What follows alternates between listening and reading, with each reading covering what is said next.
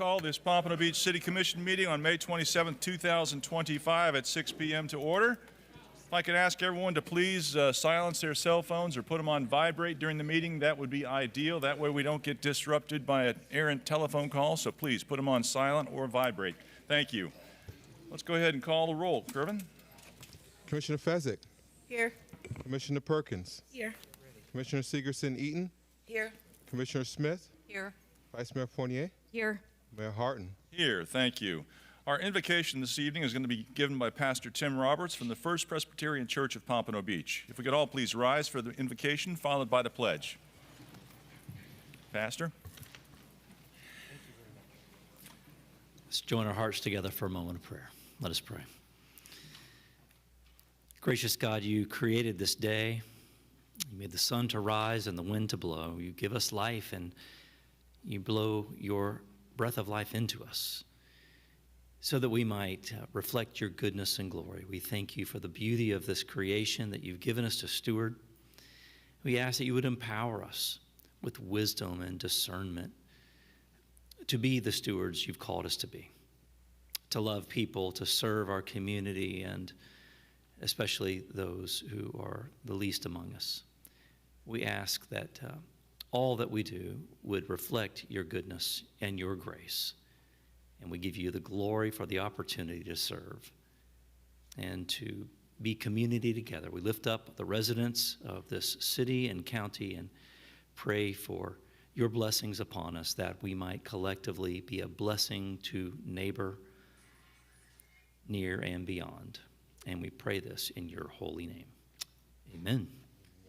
Amen. Pledge allegiance to the flag of the United States of America and to the republic for which it stands, one nation, under God, indivisible, with liberty and justice for all. Thank you. Mayor, I have a point of order. Mr. Fezzik? Yes, may I have a point of order? Okay. Mr. Mayor, at the previous special joint meeting of the City Commission and CRA Board, the agenda was substantively reordered by the mayor, who stated on the record that he made this decision unilaterally because he thought it flowed better. The city attorney subsequently contradicted this by stating the change was determined by staff and everyone working on the matter. According to Robert's Rules of Order, once an agenda has been noticed to the public or adopted by the body, it may only be changed with the consent of the assembly, not by the chair or staff acting alone. Furthermore, substantive changes to the publicly noticed agenda may violate the requirements of Florida Sunshine Law, which mandates openness and transparency in both substance and procedure. I respectfully request that the procedural error be entered into the minutes of this meeting, that the City Commission be advised on whether the agenda altercation was consistent with Sunshine Law, and that any future agenda changes after public notice not only be made by formal motion, but also vote in open season. Actually have. Go ahead. And secondly, just get to my little paper. And secondly, the other point of order was improper recess declared by you. According to Robert's rules, well, actually, let's just go in order. One, allowing a non-member to speak during a vote under Robert's Rules, 61. Once the chair has put to question the vote, all in favor, the debate must end, and no one, especially a non-member, should speak unless the vote is incomplete or the assembly consents. So that was one other thing I would like to be reflected in the minutes. Improper recess shortly thereafter. According to Robert's Rules, a motion to recess must be made, seconded, and adopted unless the body has delegated this power to the chair, which it has not. And then third, unilateral adjournment with the motion pending. So Robert's Rules of Order 21, it's unequivocal. It says it is out of order to adjourn a meeting while a motion is pending. Again, so I would just like to make sure that all of this is on the record, and I would like to know, respectfully, that because these were out of order, I would like to ask how the commission will address the unfinished business moving forward. Thank you. Very good.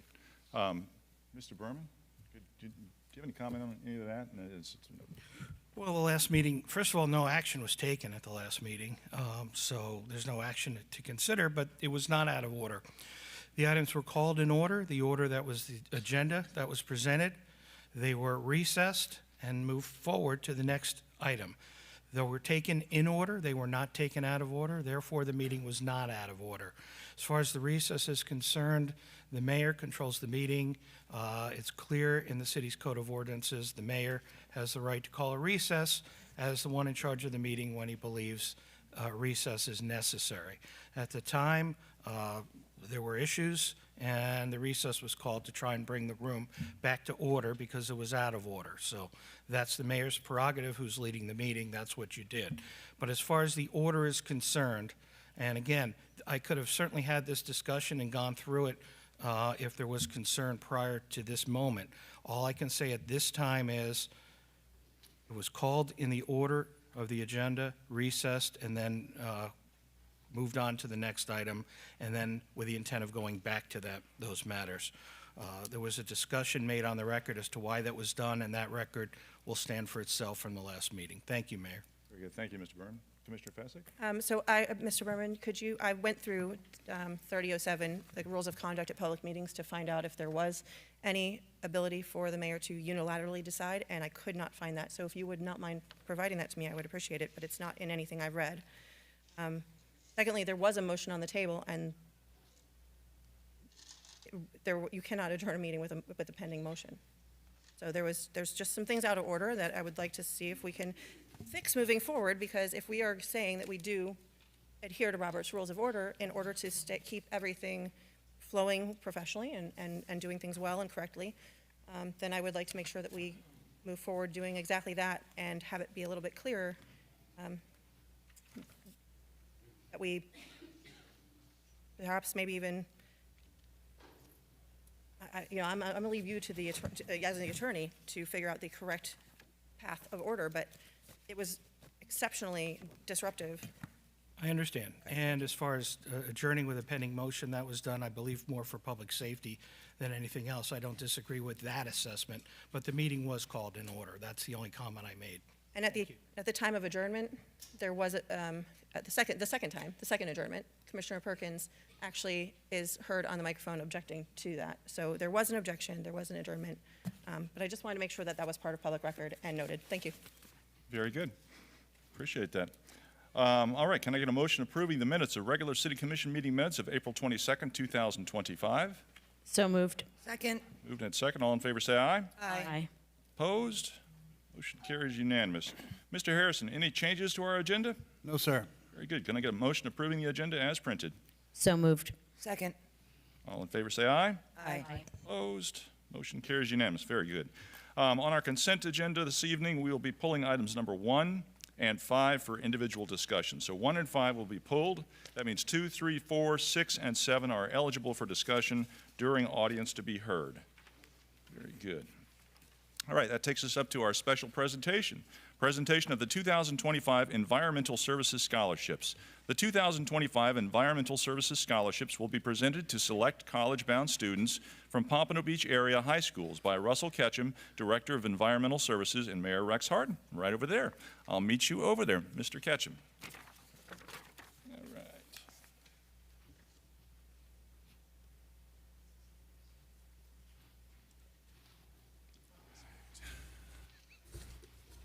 Very good. Good evening. It's good to see everybody. Over the past 10 years, the City of Pompano Beach and its Environmental Services Department have offered this scholarship to students graduating from high schools in Pompano Beach. These recipients have exemplified responsible environmental stewardship and are to be commended for their dedication to their continuing education. So, it's my pleasure to introduce the 2025 Solid Waste and Recycling Scholarship recipients. In no particular order, from Pompano Beach High School, Jessica Kettlehut. Jessica, here she is. Come on down, Jessica. Jessica has a 3.89 GPA, is her class vice president, a member of the National Honor Society, and has contributed 655 hours of community service. Jessica plans on attending the University of Central Florida to study civil engineering. Congratulations, Jessica. Thank you so much.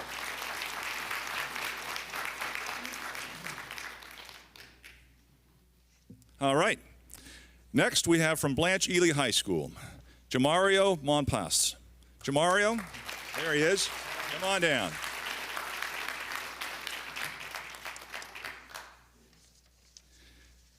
Jamario has a 3.63 GPA, is a captain on the basketball and track teams, and has contributed 265 hours of community service. Jamario plans on attending Kaiser University to study information technology systems. Congratulations, Jamario. Thank you so much. And finally, last but not least, of course, we have Braden Bunn. Braden, are you here? Come on down. He's got his proud family with him also. Bunns have a long history here in Pompano Beach. All right, we got Braden Bunn, also from Pompano Beach High School. Congratulations, Braden.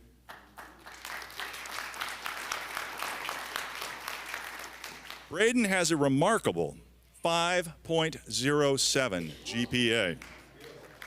He's in the junior ROTC, is a captain on the basketball team, a member of the National Honor Society, and has contributed 533 hours of community service. Braden plans on attending the University of Florida to study finance. All right, great job.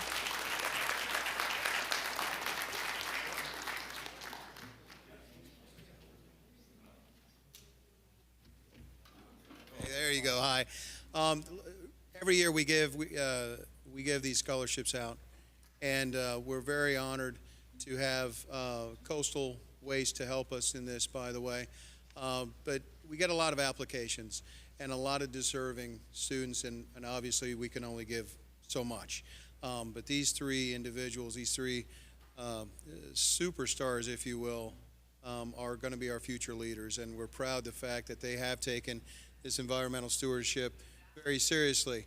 And so congratulations to all three of you guys. And just for the record, that was Russ Ketchum. Thank you.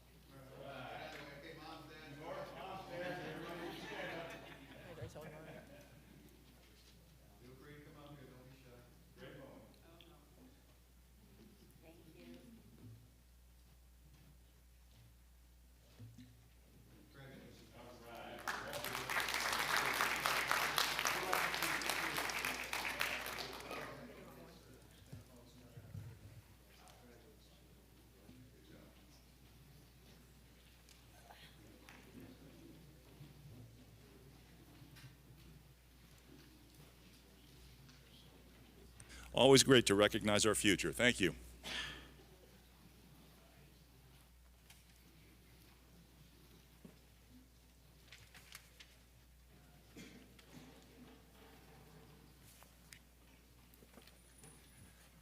All right. Great job. All right, now, before we get into audience to be heard, I've got a quick thing I just want to go over here with basically with the commission. I think I've let things get a little lax, and I just want to remind the commissioners and myself, of course, about some of the things in Robert's rules. Just want to make sure that each of us, if we want to speak, you request to speak. You need to ask the chair, get the attention of me, the chair, and you'll be added to the queue so you can speak in turn. If asking questions of staff, please allow them to answer fully. If asking questions of other commissioners, they'll answer once they have the floor, if they wish to, but not during your time. Really, that's about it. Don't interrupt the speaker that has the floor. Very good. Thank you. All right, that moves us up to audience to be heard. Anybody signed up? Yes, we do, Mayor. We have 13 speakers. Okay. First speaker, Audric Phillips, followed by Ed Phillips, followed by Mary Phillips.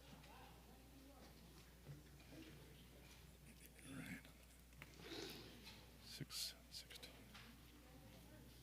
Just name and address for the record and limit your comments to 3 minutes, please. Roger Phillips, 2620 Northwest 10th Street, Pompano Beach, Florida. Well, my thing when I come up here, I always say the truth hurts. Nobody really want to hear the truth. But the truth on the 14th, Commissioner Perkins was totally out of order. The truth hurts. You know, I was here and you insulted Suzanne Sybil. You insulted Rhonda Eden. And all this was on TV. Mr. Phillips, excuse me, just one moment. I'm sorry. We'll add a little time. Can the audience please be quiet? Ms. Duncan, this is your first warning, please. Thank you. Go ahead, Mr. Phillips. Continue. Yes, and then on top of that, last week, 2 weeks ago, you had Reuben Young accuse you of taking grant money. You have a letter sent out to the governor, Commissioner on Ethics, Law Enforcement, Broward County Commissioner, Broward County Office of Inspector General, Federal Bureau of Investigation, Broward County Sheriff's Office, and this letter talks about Commissioner Perkins has repeatedly created a hostile and threatening environment during public meetings. Commissioner Allison Fournier and Commissioner Audrey Fisk, we got a $2 billion project coming up. I hope you're not side with the wrong for the black community, which the black community want this development. Beverly Perkins do not speak for the entire community when she say what she wants, where she's money grabbing or trying to get something for herself and not her community. I don't think that you, Audrey Fisk and Allison Fournier need to side with her on this decision because you see what type of character she has. She appears to have a problem. I don't know what it is, but for her to turn down a $2 billion development in a black community that was in slum and blight for 40 and 50 years is unheard of. I was here picking beans. I was here when we had a canal. I was here when we had a rock road on MLK when there was a rock road. Now we have the opportunity to have a development coming in the northwest section of Pompano Beach, Florida, and Allison Fournier and Audrey Fish, y'all dare to say no, but you go on A1A, that development on A1A looked beautiful. We didn't have nobody to fight against what you wanted in your district. So I just ask you and Miss, do not side with Ms. Perkins on this development. Very good. Thank you, Mr. Phillips. That'll be your time. I gave you a little extra there. Thank you. She want to say something. Good. Thank you, Mr. All right. Phillips. Thank you, Mr. Phillips. You're welcome. You're done. All right. Thank you. Appreciate it. Okay, I was waiting to see what Allison had. No, your time's done, sir. Thank you. Vice Mayor? Thank you, Mayor. So, two quick responses, Mr. Phillips.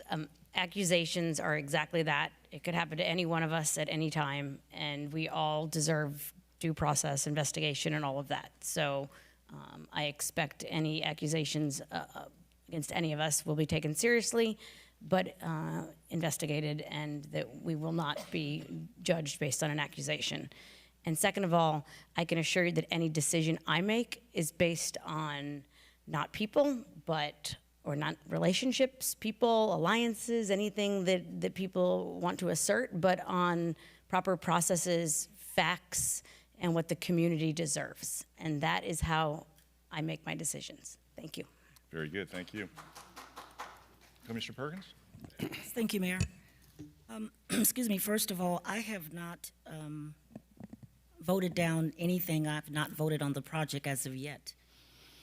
That has not happened. I don't know where that's coming from, but that is very incorrect. I have not voted on the project as of yet for the downtown. The other thing is that I have not taken any money, but I am trying to get funds for the Northwest. My job is to look out for my district and look out for the people. I was voted to represent the people, and that's what I plan to do. Thank you. Very good, thank you. Ladies and gentlemen, please, let's refrain from the applause. Thank you. Next speaker.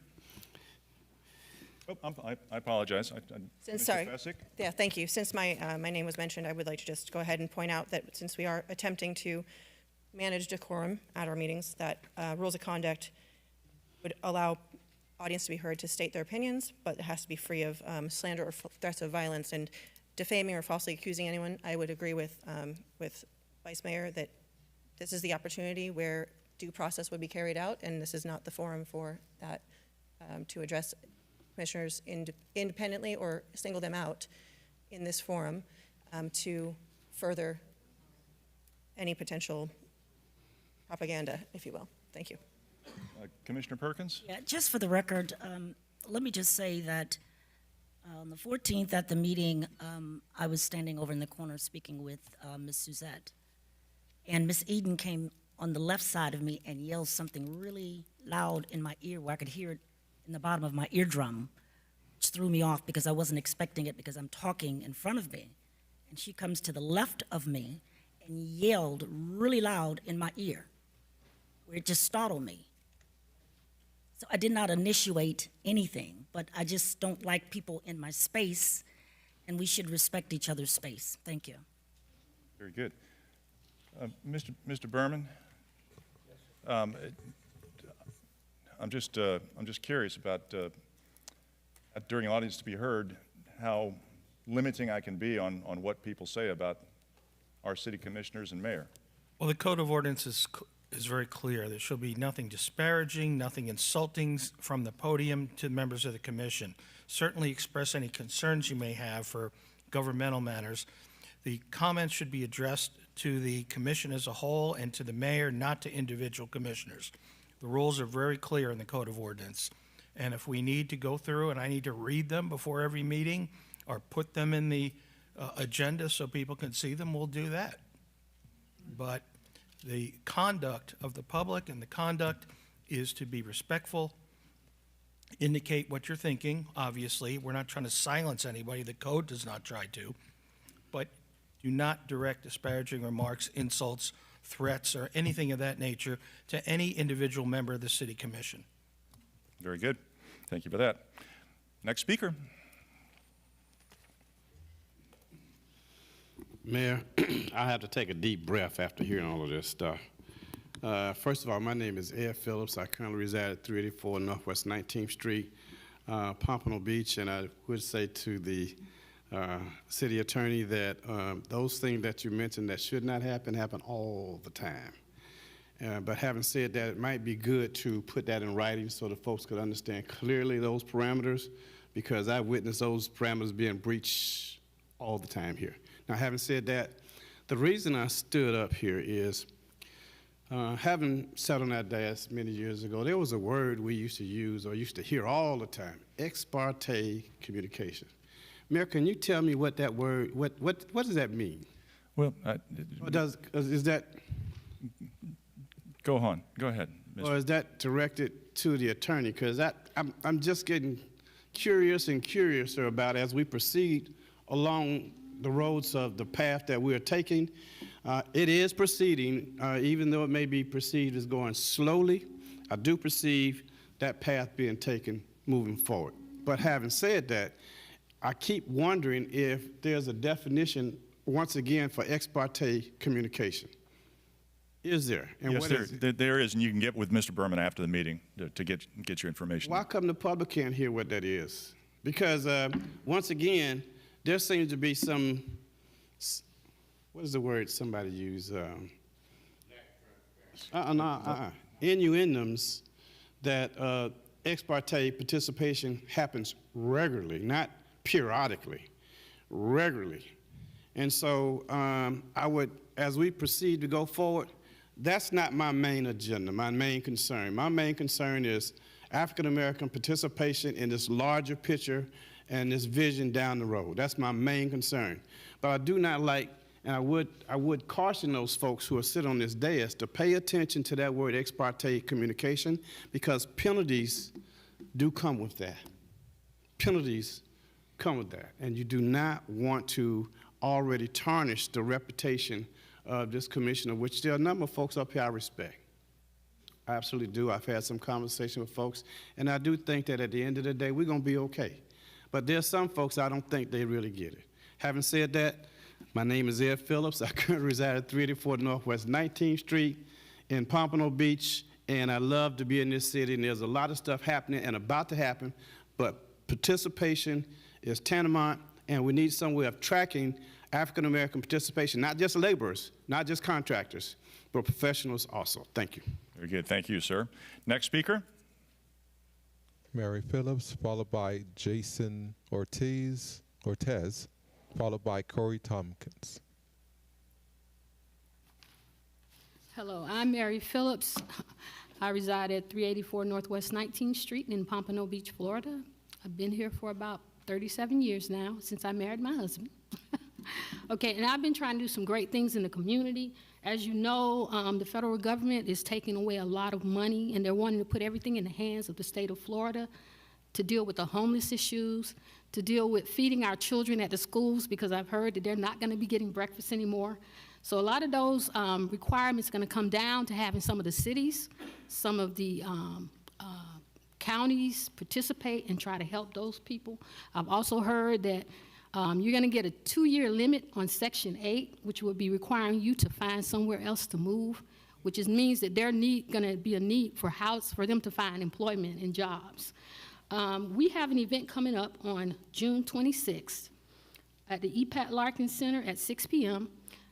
It's called the Education, Crime, Employment, and Business Forum. We have a panel discussion where we'll be talking about all of those issues. We'll be talking about what can we do to help improve our community. And also there will be tables there with information to help anybody who's going through any certain situations as it pertains to those issues. The expungement event will not be coming here this year. The state attorney's office has decided to take it somewhere else. And so even though we have been bringing it here for a number of years, it will not be here this year. But we want to provide that information for people who want to get their records expunged at this event, the process, the cost, the procedure. But I do believe the state attorney's office has somewhere in there where they're assisting people who need to get their records expunged. The other thing is many people come to me because I have a nonprofit organization that deals with small businesses about getting grants for their business. I only know of one grant program in Broward County. If they come and attend this event, they will find out more information about that. The city used to have a program like that. It's no longer available to people in this community, but there's an opportunity to participate in Broward County's program. The other thing is, and I'm going to give each one of you a card, we did create our Job Search Career Center through a grant with BSO. We need more funding for that. We are going to ask the city of Pompano Beach to be one of our sponsors so that we can pay a staff person to be at our facility. And we're located on Atlantic and Powerline Road right here in Pompano Beach. We're very accessible through bus, the free bus, or if they want to ride on the regular bus. The other thing is we do have a community resource center, and I'm going to hold this card out. We're going to be putting these in the churches and some other areas in the community. We do not get very much funding, so we do charge a small fee to come in and use the computers. We also provide workshops, faxing, notary service, etc. I'm going to pass these out, and I'm done. Thank you. Very good. Thank you. You can just give it to the clerk if you could. He'll pass them out. Next speaker, Jason Ortez.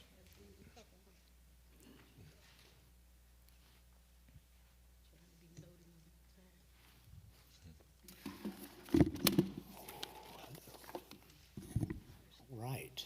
Go ahead and start. I'd like to just make a few comments of thanks and appreciation about some successes. Name and address to the record. I'm sorry, Jason Ortiz, 865 Northeast 23rd Terrace.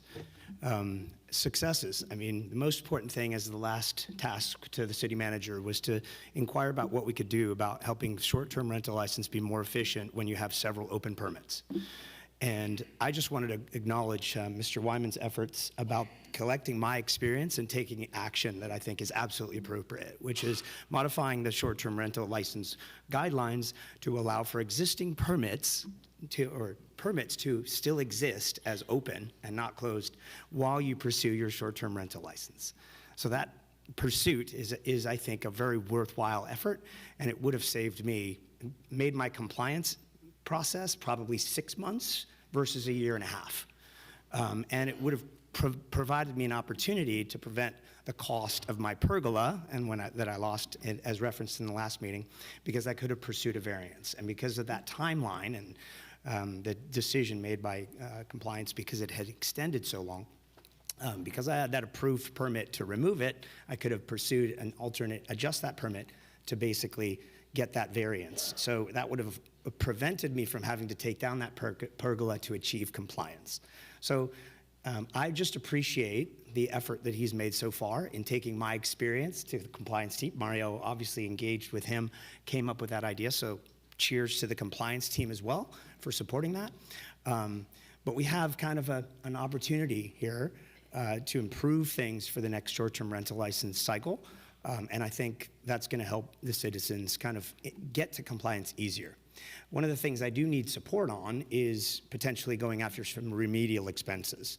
One of the parallel permits that was in place was my solar permit. And now I've had 9 months of extended expenses because I had to cancel a permit in order to get my short-term rental license. So now we are in the process of resubmitting, so 1 year later of higher electricity costs is the net cost. So basically, we appreciate also that Mr. Wyman coordinated removal of the cost of the new permit. So there's effort there to prevent me from having to accept additional expenses. So I now have a new permit replacing the one I had to cancel, and now I have a refund of that permit costs, which is, again, great progress. What I could use the support of is when I submit those remedial expenses for the replacement of the pergola and the delta of what I would have been saving with my solar, that it's considered by the committee and has the support of the commission. Thank you. Very good. Thank you, sir. Appreciate it.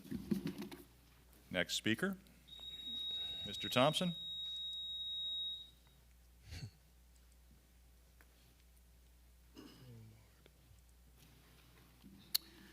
Good evening, Corey Thompson, 2160 Northwest 4th Street, Pompano Beach, Florida, 33069. Mayor, I took the weekend off and I rode down to Daniel Point, and I was just in love. It's a nice hotel, Marriott Hotel. It's a movie theater. I can watch a comedy show, and I seen all of that. And you know what came to me? Pompano. Pompano came to me. I gotta work hard, then the place I live, I just can't enjoy myself there. Not to that level. So I understand before the sun shine, there'll be rain. So right now, all what's going on, we're just in a rainy, muddy part. But I believe you all can come together with a consensus, put everything aside, and do the best you can, because that's all you really can do. So I'm hoping for good things to happen. If not tonight, somewhere down the road, not 10 years from now though, but somewhere down the road. Thank you. Very good. Thank you, sir. Next speaker. Vicente Thrower, followed by Mike Seversky, followed by Obchad Perswat.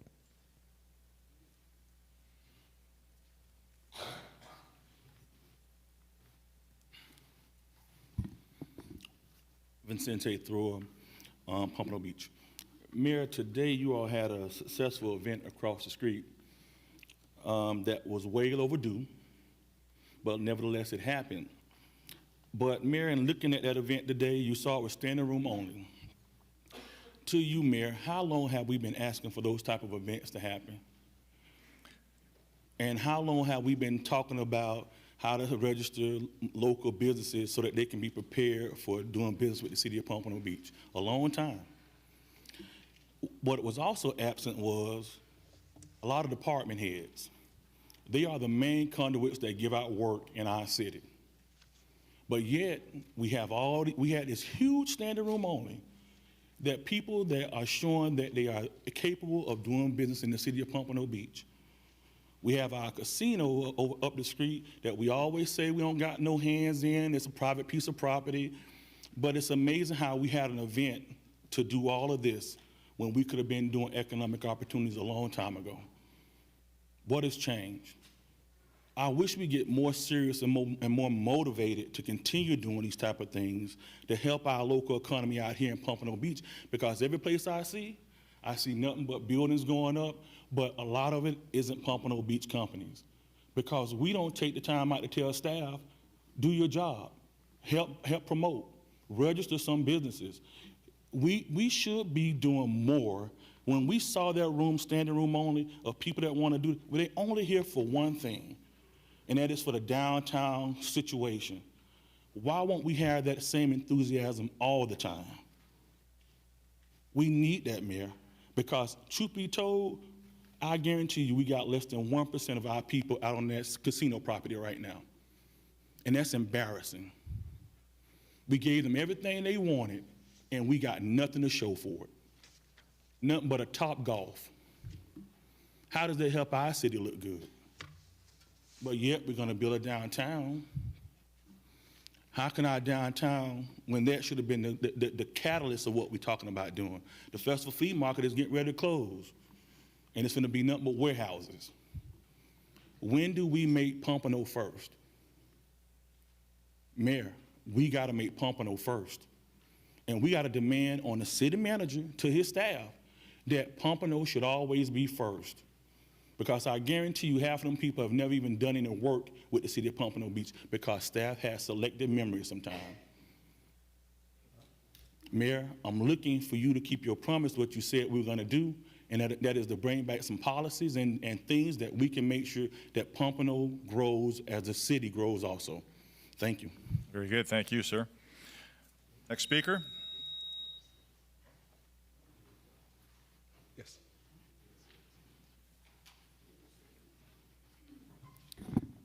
Skaversky, 1630 Southwest 5th Avenue, Pompano Beach.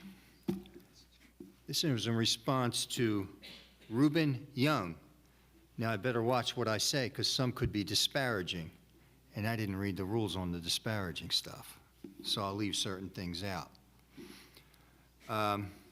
For those that are uninformed, it does appear that Reuben filed a complaint from a previous meeting. He cited Beverly Perkins helps create a hostile environment. Really? Okay. You assaulted another commissioner? You couldn't even hurt a fly. You threatened Suzette Sybil? Really? If you don't like it, find another job. Unbelievable. Mr. Skaversky. If I recall, I walked out with you, and you were with a police officer. So how were you beating people up? What, do you think you're the next Muhammad Ali? Mr. I don't think Skaversky, so. please. Why I'm saying the facts. And you just said before you can't interrupt the people talking. So you are breaking your own rules. You don't need to rehash someone else's Okay, so letter. as we will go on, that this guy Reuben even went after the police and said that there was not enough police there. Then he even stated that what took place surpassed an insurrection. Did you read that part? It surpassed an insurrection. Isn't that something else?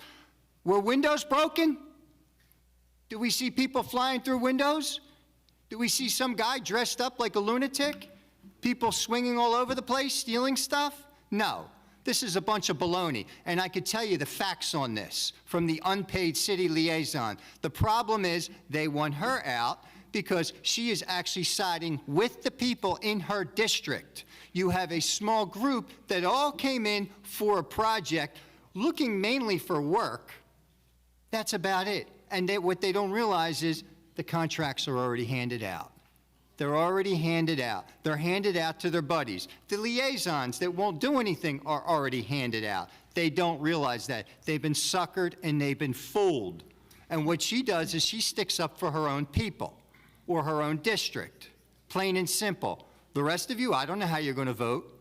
But if it's 3-3, what I find sick is there's going to be somebody in the middle that is a white person, it appears. And he is going to make one of the final decisions on an area he probably has never even been to. He drives by it to get on 95, and that's about as far as it goes. Very good. Next speaker.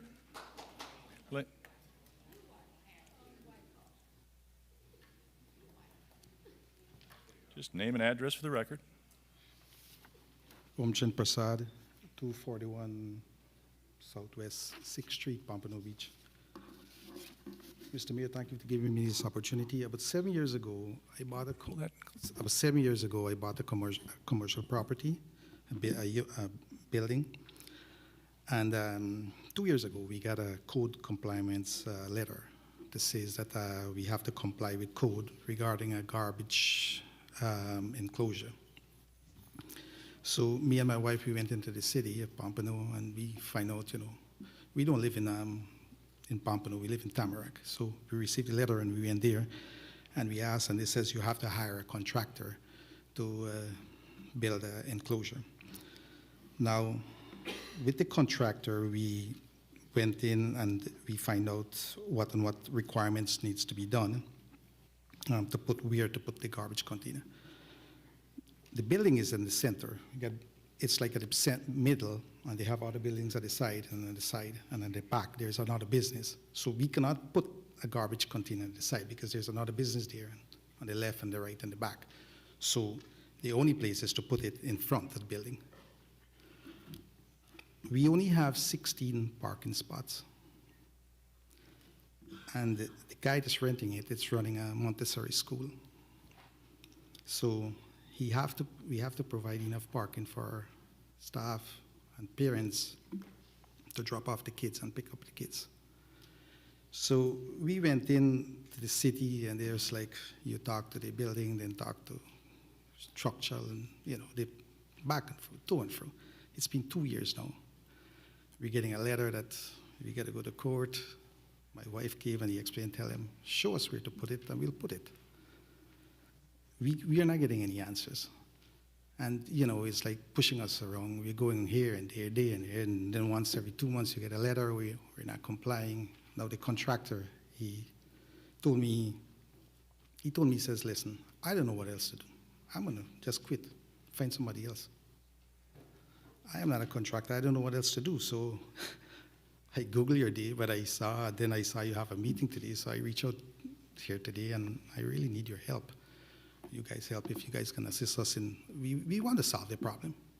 We even offered them that, hey, can we all meet out there and show us exactly where you want us to put this thing?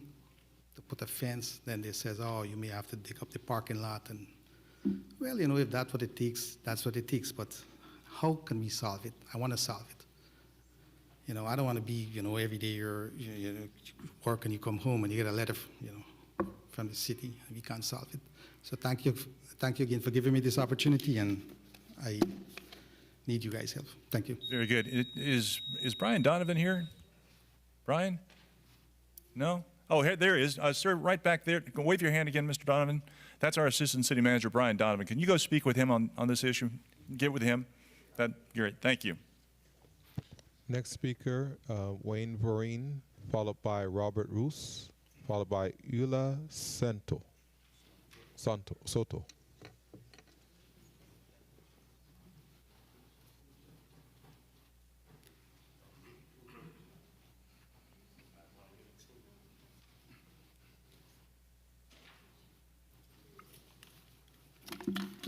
Wayne Vereen, 2420 Northwest 7th Street, Pompano Beach, Florida. While I stand, I give honor to God, who's the head of my life. I give honor to this commission. I just want to say, I was a little disappointed in what I saw that happened, but things happen. I just want to say to this commission that Pompano is a beautiful city. We have a beautiful opportunity to make it better, but at the same time, we got to do what's right. Every district matters. Each one of you have a responsibility to represent your district, and you have to listen to what the people is asking for. Me, myself, I want to see Pompano grow. I want to see it, you know, because it's changing. Things are changing around us every day, but I'm not going to come behind this podium and lie to you. My district matter. We got people that's on the beach, they get whatever they want. We got people right here in District 4, over there in my community in District 5. There are things that we want to see come to our city, but we're not getting it. And like I said, Frederick Douglass gave a quote. He said, if there's no struggle, there's no progress. We are making progress in Pompano right now. We all done went to the drawing board. We talked about all the things that we want to bring to Pompano to make it better. We can do it. We can get it all if we do it right. But there is one problem. When it comes down to us as a people, as black people, we don't get what we want in our district. I'm right here in District 4. There's a lot of things that I see that I would like to see happen, but we're not getting it. I would love to go somewhere and sit down and take my family or take my girlfriend or someone to go sit down and eat at a beautiful restaurant or take them to a nice grocery store. Can't do it. I got to go to Lauderdale if I want to go get me a good plate of food. I would like to see that in this district. I just want to say to this commission here, you all have a responsibility.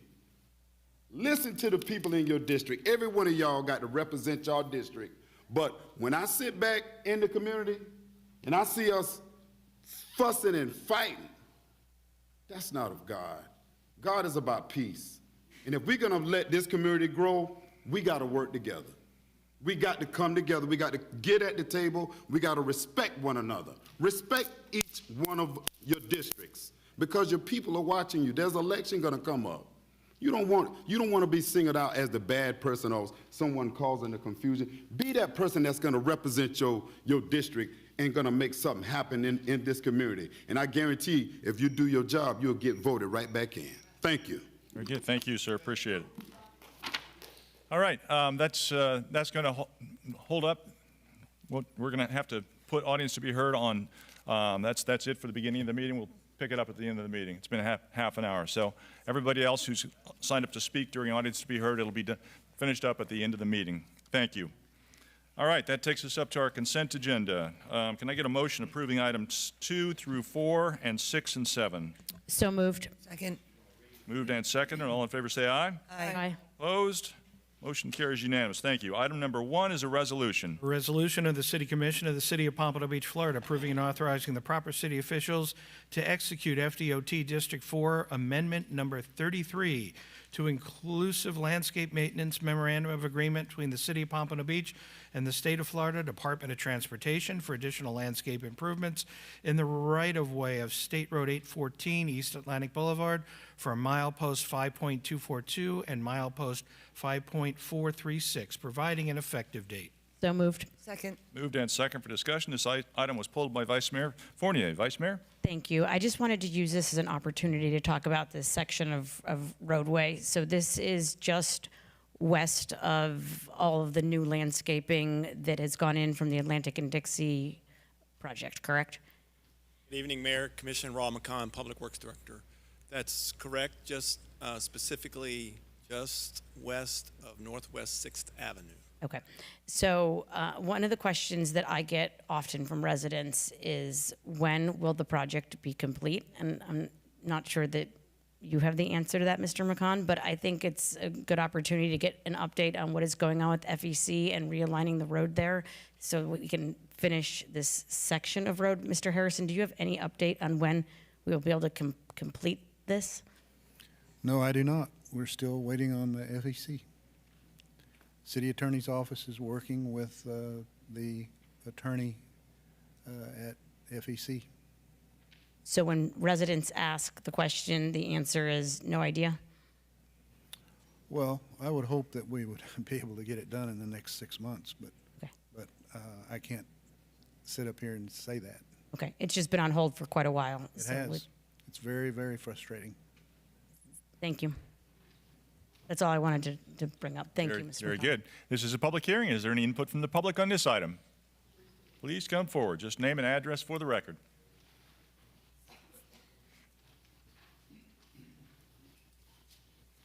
Excuse me, Mayor, Commissioners, my name is Ed Phillips, 384 Northwest 19th Street.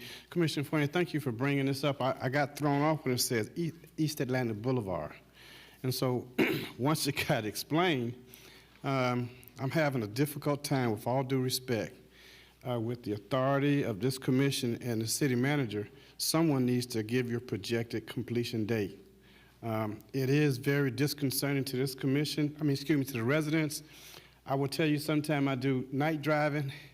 It is a mess trying to figure out how to navigate at night coming off of, if you come Atlantic going east, and if you're coming off 95, it's almost a nightmare. I'm surprised we don't have accidents. So my point, my question, my hope, my wish is that someone can definitively say to us, and I think we should, somebody got a time schedule here in terms of when this project is going to be complete.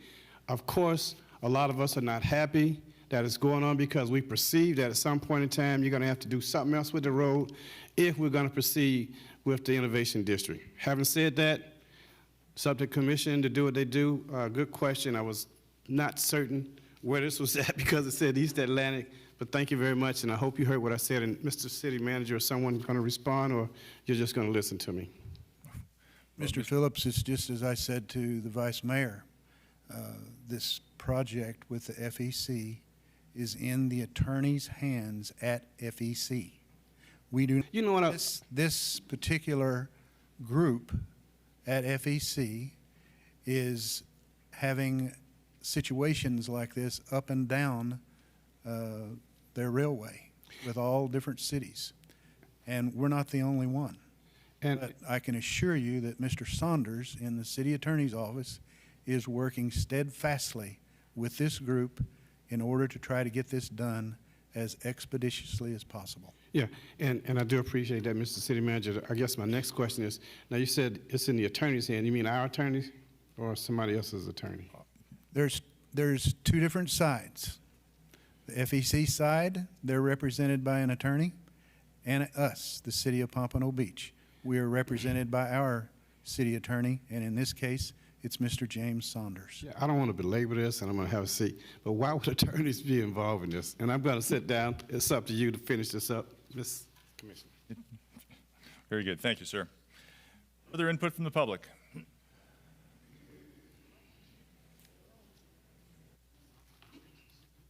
Mike Skaversky, 1630 Southwest 5th Avenue. I just want to make a comment.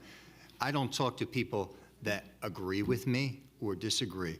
When I was at the beach the other day, I was talking to these two people from Coral Springs. You know what they said to me? They go, when are they going to fix the roads on Atlantic Boulevard because they've cut lanes off? I said, oh no, they've done it for good. And the women looked at me like I was crazy. And then they said, are those people that, when was this voted on? I said, well, it was in a bond, plus there was, I explained a little bit more. They go, did these people get voted out of office? I said, some, but if we had better people running in other spots, districts, they would have all lost. Very good. Further input from the public? Seeing none, please come forward. Just name and address for the record. Linda Ackerman, 931 Southeast 4th Avenue, Pompano Beach. I had just a few comments so last time a lot of people came up here and they said they wanted a spoon, a fork, a plate to build the new city hall. I mean, are you trying to fool them and say they're going to help out, shovel, and put a hard hat on? Don't fool the people. In our infrastructure, I mean, it doesn't matter what district you're in, the roads are terrible. I look at schools, I look at parks. I wouldn't bring my kids to those. Ma'am, this is about a landscape Yeah, agreement. landscaping. So yeah, but I mean, landscaping. All right, and then when you come off of 95, you know how many people I've seen almost crash into those barricades?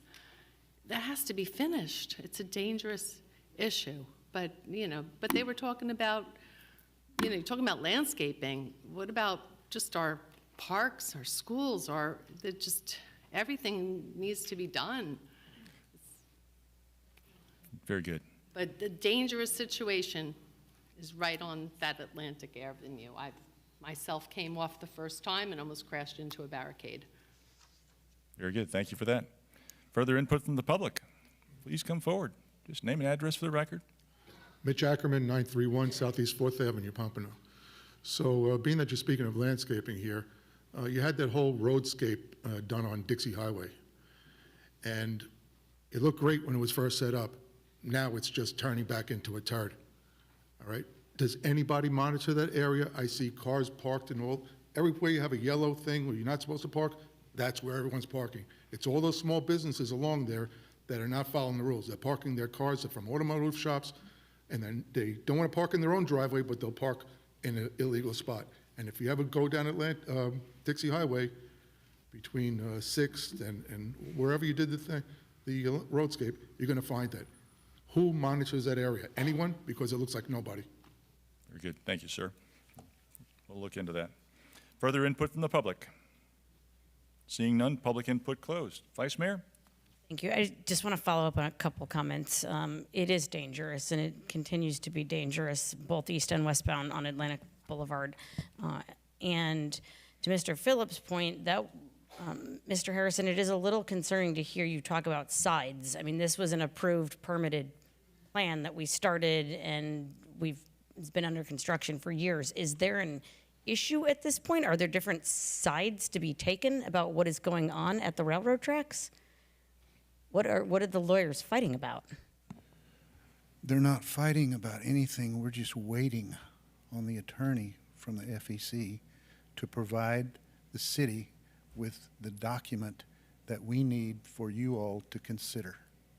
So we started that project without everything in place and without an idea of how long it would take to get that, but knowing that it could take years. No, we did not. It was all in the part of the plan. It's just taking this long to work with FEC. Okay, can you please provide us an update? Because like I said, when I heard you say that there are sides to this, that's a little different than we're just waiting on something. It made it sound like there was perhaps a slightly bigger issue there. So I just want to get an update. Thank you. Further commission discussion. Mr. Harrison, on this particular project, wasn't it approved at one point in time by FEC? Yes, and then we had different people get involved. Very good. So we did have the approvals were in hand when we embarked on this, and That's my things changed. understanding. Yes. It's been several years now. Very good. Commissioner Fasick. Thank you, Mayor. So, Mr. Harrison, that's a little concerning to me. So we had FEC approval, and some other people got involved. What changed in order for this to be delayed further? I don't know every single little detail to this. We'll have Mr. Saunders prepare a report for the entire commission, okay? Okay, could you also, I know you mentioned some other people got involved. Did we change anything within the plan itself? I don't believe so. Okay, thank you. But we will get you a full report. Thank you very much. Yes, ma'am. Very good. Further commission discussion. Seeing none, let's go ahead and call the roll. Commissioner Fezzik? Yes. Commissioner Perkins? Yes. Commissioner Segerson Eaton? Yes. Commissioner Smith? Yes. Vice Mayor Fournier? Yes. Mayor Harden? Yes. Item 5 is a resolution. A resolution of the City Commission of the City of Pompano Beach, Florida, approving and authorizing the proper city officials to execute a revocable license agreement between the City of Pompano Beach, Hunters Manor Homeowners Association, Inc., and D.R. Horton, Inc., providing an effective date. So moved. Second. Moved and second for discussion. This item was pulled by Commissioner Perkins. Commissioner? Yes, thank you, Mayor. Can you explain to me why do we need to have this on the agenda for the underground drainage for pipes? Yes. Is this on the Good agenda? evening, Mayor, Commissioner John Sfropoulos, City Engineer. So D.R. Horton owns both the sites on both sides of Northwest 7th Street, and this revocable license agreement is needed because they have private drainage within our right-of-way, and it needs to be maintained by them. So this revocable license agreement allows them to maintain their private drainage and also indemnifies the city. Okay, this is on their property, which is the 9 acres? The private drainage for this revocable license agreement is within the city's right-of-way on 7th Street, but the actual drainage is on both their sites. It's just one pipe that's crossing the street, connecting both sites. Yes, I thank you for that. I just want to, I'm going to go left here, Mayor, a little bit. I just want to say that I was very excited about this project, I guess a few years ago, especially it being single-family homes with 4 to 5 bedrooms, 59 to be exact, and it was very welcome into the Northwest area because of the cost back then. I think it was $350 at the time, and I'm sure that materials and the cost of things have gone up since then. But now these single-family homes, which has nothing to do with the drainage, that single-family homes now start at $600,000 per home. And with that, that's quite a bit of money for people that are living in the Northwest. Again, I do understand the cost of materials. However, I think I'd like to have staff, if we could, Mr. City Manager, put something together to give some kind of relief to a few people to move into some of these homes that live in the Northwest or from the Northwest. Some kind of pilot program we can put aside to help residents move into these homes, because I don't think a lot of people can afford $600,000. I was really bragging about this project when it came to us a few years ago about the cost, and we need single-family homes because we have so many apartments. But I would like to see projects like this that are affordable for those people that are living in the surrounding areas that possibly want to own a home one day. But if we could put together a pilot project or something to give relief so that some of these people can move into these homes. I don't know whether we'll be helping with the down payment or whatever. But one question I have for you, the 9 acres, was that CRA property or city property? It previously was CRA property. CRA. It's D.R. Horton owned They now. purchased the land, or did we give them, they purchased the land, right? That I do not know. I think they purchased it. I don't know whether we gave it to them or not. But anyway, if we can consider that, Mr. City Manager, to see if we could put something in place to help some of the people in the area that want to purchase some of these homes, financing or funds on the side so that residents will be able to afford to move into some of these homes, the 59. Thank you. Very good. This is a public hearing. Is there any input from the public on this item? Please come forward. Just name and address for the record. Mitch Ackerman, 931 Southeast 4th Avenue, Pompano. So what you just mentioned was assistance for these affordable low-income housing, is it? No, they're not. What, so, I mean, it's They're 600. market rate. So you want to, who's going to pay for this assistance? Sir, you That's a speak question. on- I ask you a question. Who's going to pay for this assistance that you're talking about? Well, I've asked staff. Commissioner Perkins has asked staff to look into it, into this Are you issue. talking about taxpayer assistance? Well, don't yet, no, sir. It's up You're to thinking about it. It's up to the city manager to come up with ideas. Because I don't know anybody who's going to contribute money for other people like that. Okay. All right, it's going to come out of the taxpayers, I'm sure. All right, I can't even get my roads paved. And I've been here since 2017, and they're still falling apart, and the roads are not paved. You can't bike down the roads, you can't rollerblade down the roads. Everybody else is getting their roads paved, except the people on the water, right? Which we probably share a lion's share of the taxes. All right, why can't we get our roads paved? Sir, we're talking about an easement right now. You're also talking about funding other people who can't afford to buy homes. So before I'd like to see funding other people, I like to see the basic infrastructure that I pay for. Very good. Thank you, sir. Next speaker.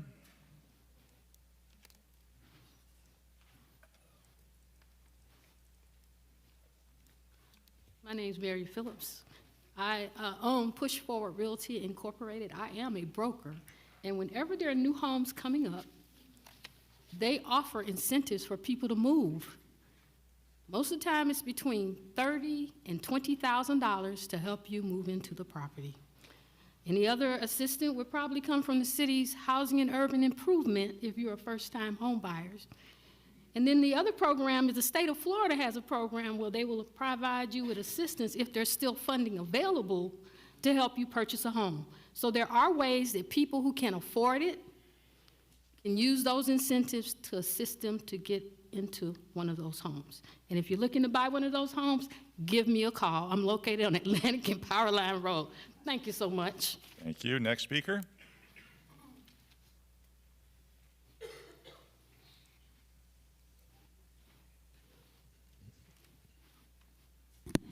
Vincente throw up Pompano Beach. Mayor, this may not be the time, but I'm going to say this for the record. This is one of the worst deals we ever done. That property should have stayed within the city of Pompano Beach, and we should have developed those properties ourselves. We gave 10 acres away for $1 million, and now them houses are going to be $650,000. Tell me, how do you think that that is good for Pompano Beach? In particular, the Northwest area. It baffles me how we can do deals like that, but then when minorities come here and they propose stuff, we make them go through hell and high water. But we gave a conglomerate, Mayor, something that you could not afford yourself and anybody up here, the right on $1 million to sit on our land, and we acting like it's okay. I know what the item is, Mayor. I'm focused on this item, but I think we have to hold staff accountable to ask sometimes, are these deals in our best interest? For $1 million, now we selling houses at $650,000, maybe $500. Still unattainable. None of y'all can afford $500,000, well, maybe some. But it's ridiculous, Mayor. And for the record, I got the right to say it because my grandfather owned that property before it got sold to y'all. That's where his church was supposed to go. So I can tell you that to me, that property, that deal was horrible. And all of y'all should be asking yourself, was it done right? Because D.L. Horton or whoever they is, they're not coming here not one time to say, we're gonna make it affordable for the people that live in that neighborhood. And that is what your parents and my grandparents fought for, to make sure we could live in Pompano Beach. Thank you. Thank you. Next speaker.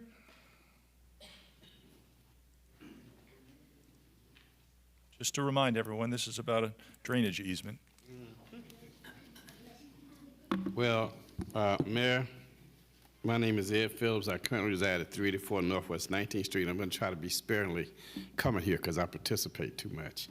But having said that, in terms of the drainage situation, you know, I'd like to piggyback on some of the things that are being said, and I do absolutely agree with Commissioner Perkins on affordability. I think that what happens is somehow we're going to have to use taxpayers' dollars when we do the Innovation District for relocation. And let me say that again. You're going to be using bond money or taxpayers' dollars for relocation. And it's not going, if you're going to have to do it, you're going to have to do it. And I just want to emphasize that to those folks who think that taxpayer dollars are just for, they're pushing around, it's for all of us. Thank you very much. Very good. Further input from the public. Please come forward. Just name and address for the record.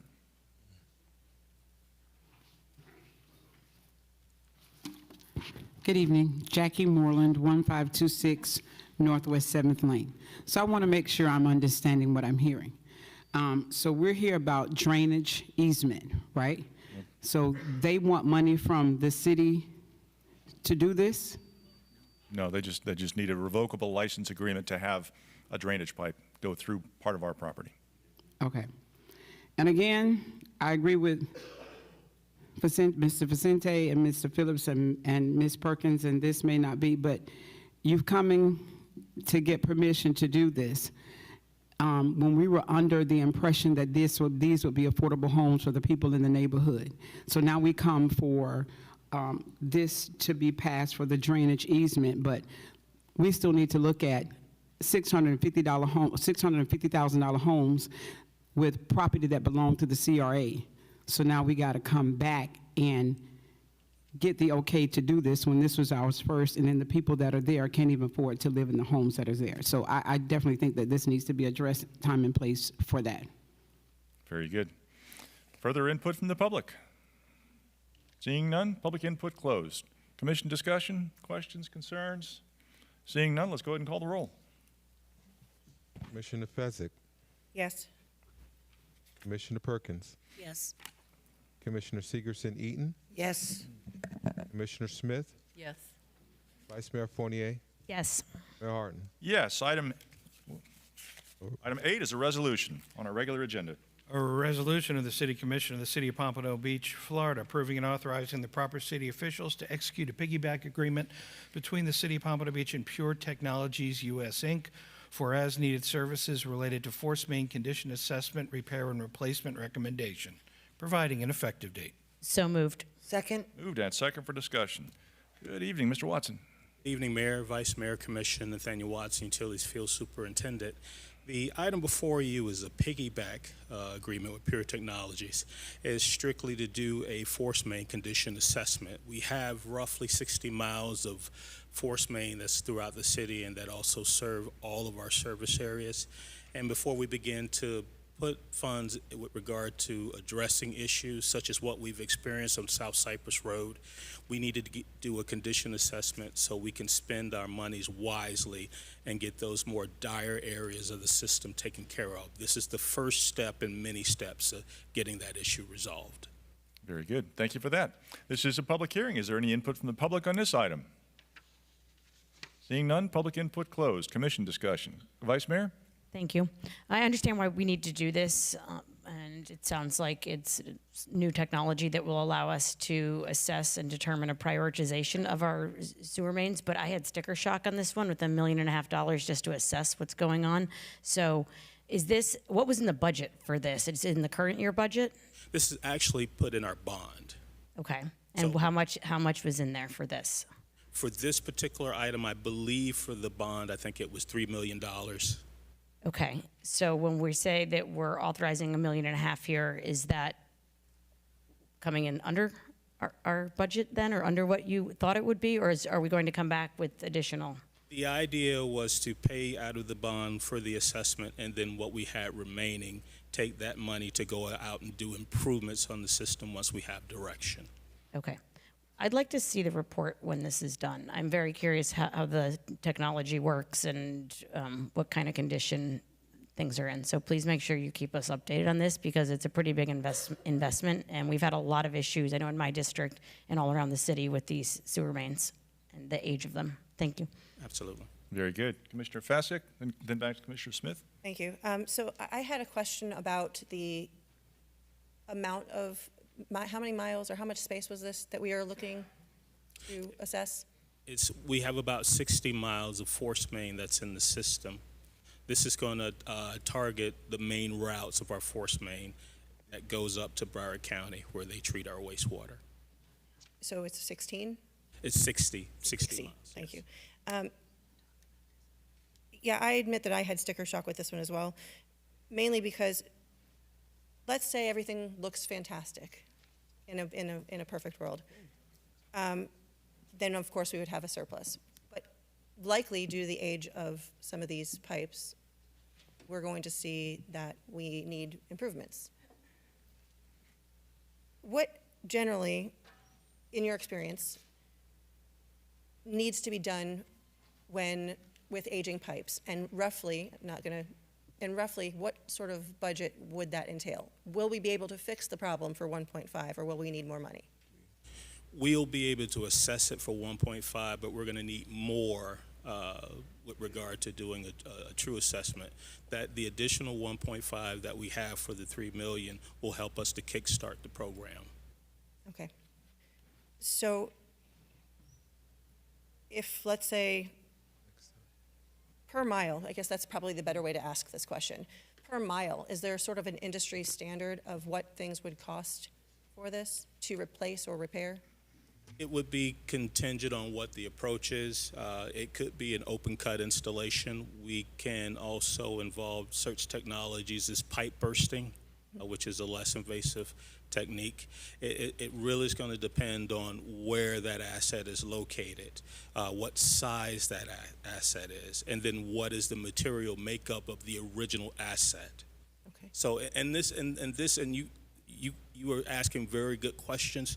That's the whole reason of the condition assessment, to give us those answers. And then once we have those answers, we can formulate a strategic game plan.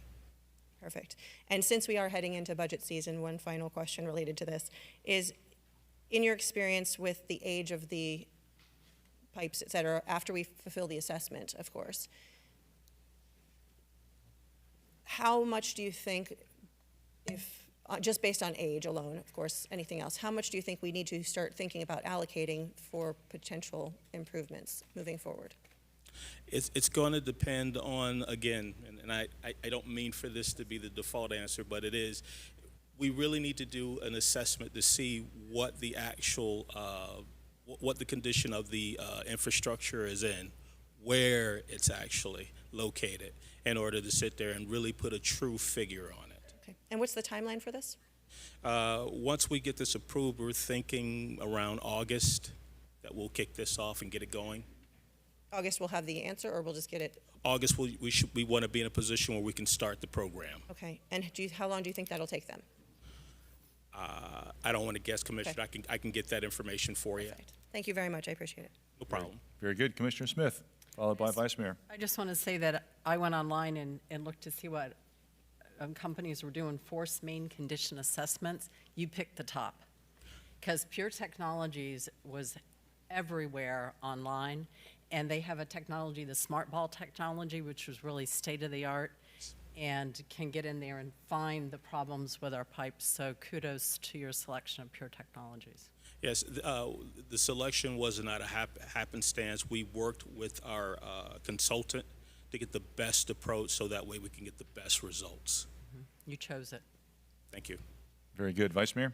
Thank you. Yeah, this does seem to be a new, interesting technology with a pretty high price tag. But what do we do right now without an assessment? Do we just repair things as it breaks? We do, we address them as things happen, yes, Commissioner. Which is obviously costly also, I assume. Okay. So having some kind of strategy going forward based on this, you think might actually over time help us to update the infrastructure in a more predictable, cost-effective way? Absolutely. The game plan with this assessment is to be ahead of those breaks, identify them, and have a strategic plan to taking them out and upgrading the infrastructure. That's the game plan. Okay. And the breaks are quite disruptive to residents also. I mean, Absolutely. we had weeks of repairs in Garden Isles. Absolutely. Now, there's two different things that we're talking about. We're talking about the force main assessment with regard to this. I don't want us to confuse that with the pipelining of the gravity sewer system, which is an additional investment that we're putting in our overall wastewater system. Understood. Thank you. Thank you. Very good. I've got Commissioner Perkins, then Commissioner Segerson-Eaton. Yes, the question is, we're having an assessment for repairs and replacement. And you said it's a $3 million bond. Where are we getting the funds from? It's a $3 million bond. Half of the bond is going to go toward the system assessment, and then the additional funds we'll do as actual investment into the system upgrade or the pipes. Do you think this project will go over $3 million? Again, it's going to be contingent upon what that report yields, but we have over 60 miles of pipe that's in the ground, and a lot of this is aged infrastructure. Yeah. Okay, well, my question is, and I'm not sure if you could answer that, is if it's over $3 million, then where do we get the funding from? We got it when we passed the revenue bonds, when the commission voted for it last year. Okay, So this is a part of the bond. Right, okay. All right, thank you. Very good. Commissioner Segerson-Eaton. Thank you. Like Commissioner Fessick. Yes, a way to be proactive, really, as we've always been in the city of Pompano. So another important factor with a lift station or a force main breaking, I mean, there's an environmental, not to mention a biohazard, but environmental hazard either way. So, yeah, way to be proactive. You guys will probably win another award for it. Okay. Thank you. Very good. Commissioner Fessick. Thank you. Mr. Watson, I just wanted to ask you a quick question. You mentioned that you worked with a consultant to pick this business that obviously is top-notch. Who is the consultant that we're working with for this? Chin Moore. Chin Moore? Yeah. Okay, thank you. Thank you. Very good. Further commission discussion? Seeing none, let's go ahead and call the roll. Commissioner Fezzik. Yes. Commissioner Perkins. Yes. Commissioner Segerson-Eaton. Yes. Commissioner Smith. Yes. Vice Mayor Fournier. Yes. Mayor Harton. Yes. Item number 9 is a resolution. Resolution of the City Commission of the City of Pompano Beach, Florida, approving and authorizing the proper city officials to execute a piggyback agreement between the City of Pompano Beach and Q's Inc. for the purchase of a replacement wastewater CCTV inspection truck, camera, and affiliated equipment, providing an effective date. So moved. Second. Moved and second for discussion. Once again, Mr. Watson. Good evening, Mayor, Vice Mayor, Commissioners, Nathaniel Watson, Utilities Field Superintendent. The item before you is another investment in our wastewater system. This is a vehicle that we use to actually do CC investigation or to actually take a look at the condition of our pipes as a maintenance program. We've had this particular vehicle in our fleet. It has reached its end of life, and we're just looking to replace it, and it is on our capital replacement plan. Very good. Thank you for that. This is a public hearing. Is there any input from the public on this item? Please come forward. Just name and address for the record. Mitch Ackerman, 931 Southeast 4th Avenue, Pompano. So as the gentleman pointed out, and the other commissioner and vice mayor said, we're kind of astounded by this $1.5 million just assessment. How many, I understand this one company. Sir, we've moved on. Now we're on a replacement wastewater closed-circuit TV inspection truck. So that's it, you didn't ask for public before he finished the last one? Yeah, actually, I did. I didn't hear it. Sorry about that. Okay, so I can't say my piece? Well, you can certainly talk on this issue. How many bids did you put out for that? For this particular item, Yeah. this is just a piggyback. So it's a piggyback from another municipality, so they would have put out bids for it. So we're just piggybacking that contract. You said that one company was the tops. A bunch of you said that. Are there any other companies that had that technology? I think you're referring to the last item. It's the last because item, I have sir. a question that's not being answered. I'm sorry, sir. We passed. That item's gone. We're on the truck now. All right, government. Very good. Thank you. Next speaker. Just name and address for the record, please. Jackie, Northeast 1st Street, Jackie Jones.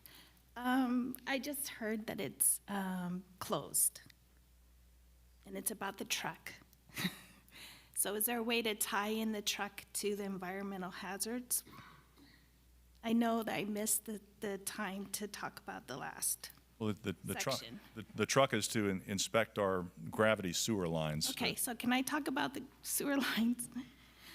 The impact from a resident's point of view is that the sewer brings up a horrible smell. I believe I live next to a lift. I was in my pajamas and I heard the truck, and I ran out to the guys who run the truck, and I said, please come out more frequently to deal with treating it. I don't know if they're removing it and sucking it into this truck or pushing Gulf water, he said it was Gulf water, into it. But it's like I get a headache. My neighbors and I all have to, we can't open our windows at certain times. So I said, I know you come Sunday and Wednesday. And he goes, no, we come 4 days, but then there's not enough room to fill the truck. If you need more trucks. But the thing is that, there should be a schedule. I think the residents should know that you're treating the sewers. Just walking over to Publix, you have to hold your breath. Just sleeping at night, I have to close the window. Ma'am, I don't mean to No. I don't want to cut you off. You're talking about an operational issue, and I was just going to suggest, if you'd like to speak with Mr. Watson. I'm addressing it to him because he knows more about waste. Oh, absolutely. No. But it's directed to all and my district, and I'm trying to say that you want to say it's just about the truck CTV, but it's not. It's impacting all of us as far as the pipes. If you're gonna do an assessment, is the assessment and the trucks just for one district? No, ma'am. Is it for all the districts? These trucks work. And if you are using the trucks properly, who's managing to see you are actually coming on your routine and managing it? I don't know how to talk about the terms, but it's impacting Sure. the life of enjoying the property. And that's why, ma'am, seriously, that's why I'm suggesting that you speak with Mr. Watson separately outside of this item and ask him these questions directly. He can really address It's not these. that, because I feel like when he talks, he says it in a politically correct way instead of how it really actually is like living with it. Right? It's a lot of miles of pipe. And if we're just gonna also, sorry to take up your time. It's okay. But yeah, if you'd like to get with the city manager's office or anybody in utilities, they're happy to help out. Okay? Very good. Further input from the public? Seeing none, public input closed. Commission discussion, questions, concerns? Vice Mayor? I have a quick question based on that. So, do you know what lift station she was referring to? I don't. I wish she would give me her information so I can further help her with the concern. I could look into it. My other question is, why would, and it's not these trucks, this is an inspection truck, but why would we have pumping trucks come to our lift station 4 days a week unless there was an issue? Is there a reason? Again, I'm a bit perplexed, Vice Mayor. I need more information to properly respond to that. We do have areas where we perform maintenance on the system, and we do use, I'm assuming she's referring to jet vac trucks. Yeah. And we do that in all the districts that we serve where we have our service areas. She said Sunday and Wednesdays. We don't respond on a Sunday unless it's an emergency issue, but it sounded like she was saying that's a maintenance issue. I just want to be clear that, and put it on the record and make sure that you answer this, that we don't need or have trucks coming to our lift stations routinely as part of operations. Maybe for maintenance or if there's an issue, correct? But that's not part of our operational plan that vac trucks come to our lift stations. That's correct. Normally, when we have jet vacs to go out, they go out and they take care of the actual system, and that's more so the gravity system. Okay. Thank you. Very good. Further commission discussion? Commissioner Fessick. Just wanted to, I believe it's 23rd. She mentioned Publix, and if I'm correct, when I heard her name, I triggered a memory that she may have sent me an email. If I'm correct, you could nod at me. If it's, then it would be District 1. So we can get with Curvin and get her address, and that way we can, I'll put you in touch with her. I know there's an email, and I'll make sure that you guys get in touch and we can find out what that issue is related to what she is concerned about. Yes, Commissioner. Very good. Further commission discussion? Seeing none, let's go ahead and call the roll. Commissioner Fezzik? Yes. Commissioner Perkins? Yes. Commissioner Segerson-Eaton? Yes. Commissioner Smith? Yes. Vice Mayor Fournier? Yes. Mayor Harden? Yes. Item 10 is a second reading of an ordinance. An ordinance of the City Commission of the City of Pompano Beach, Florida, approving and authorizing the proper city officials to execute a service agreement between the City of Pompano Beach and Intercounty Engineering, Inc.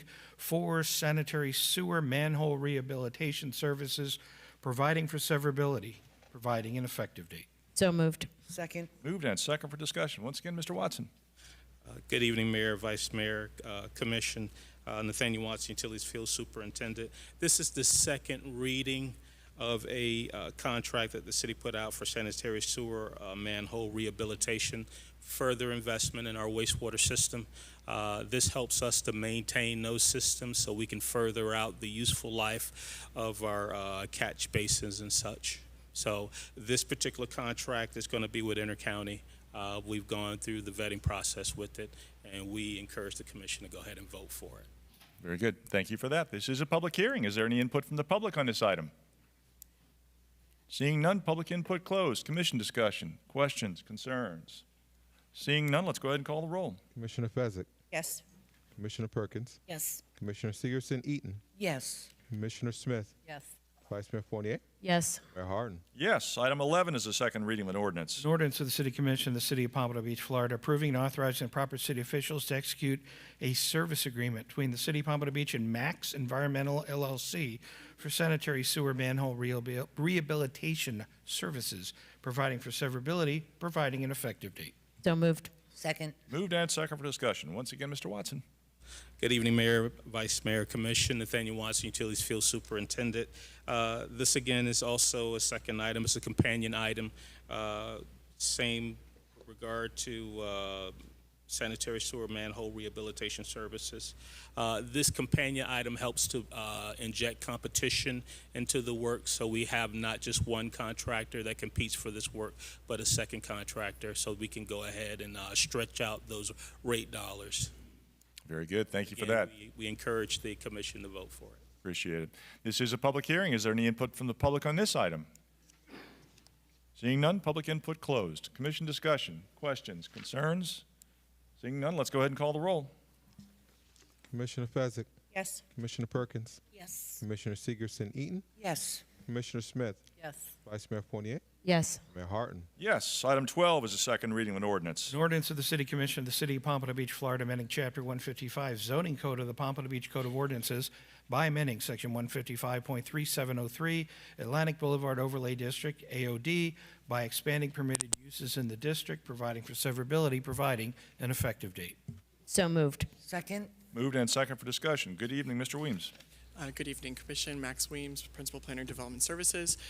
This is the second reading of the ordinance to permit museums, commercial recreation uses within the B2 parcels of the Atlantic Overlay District. There have been no changes since first reading. I'm available for questions. Very good. Thank you for that.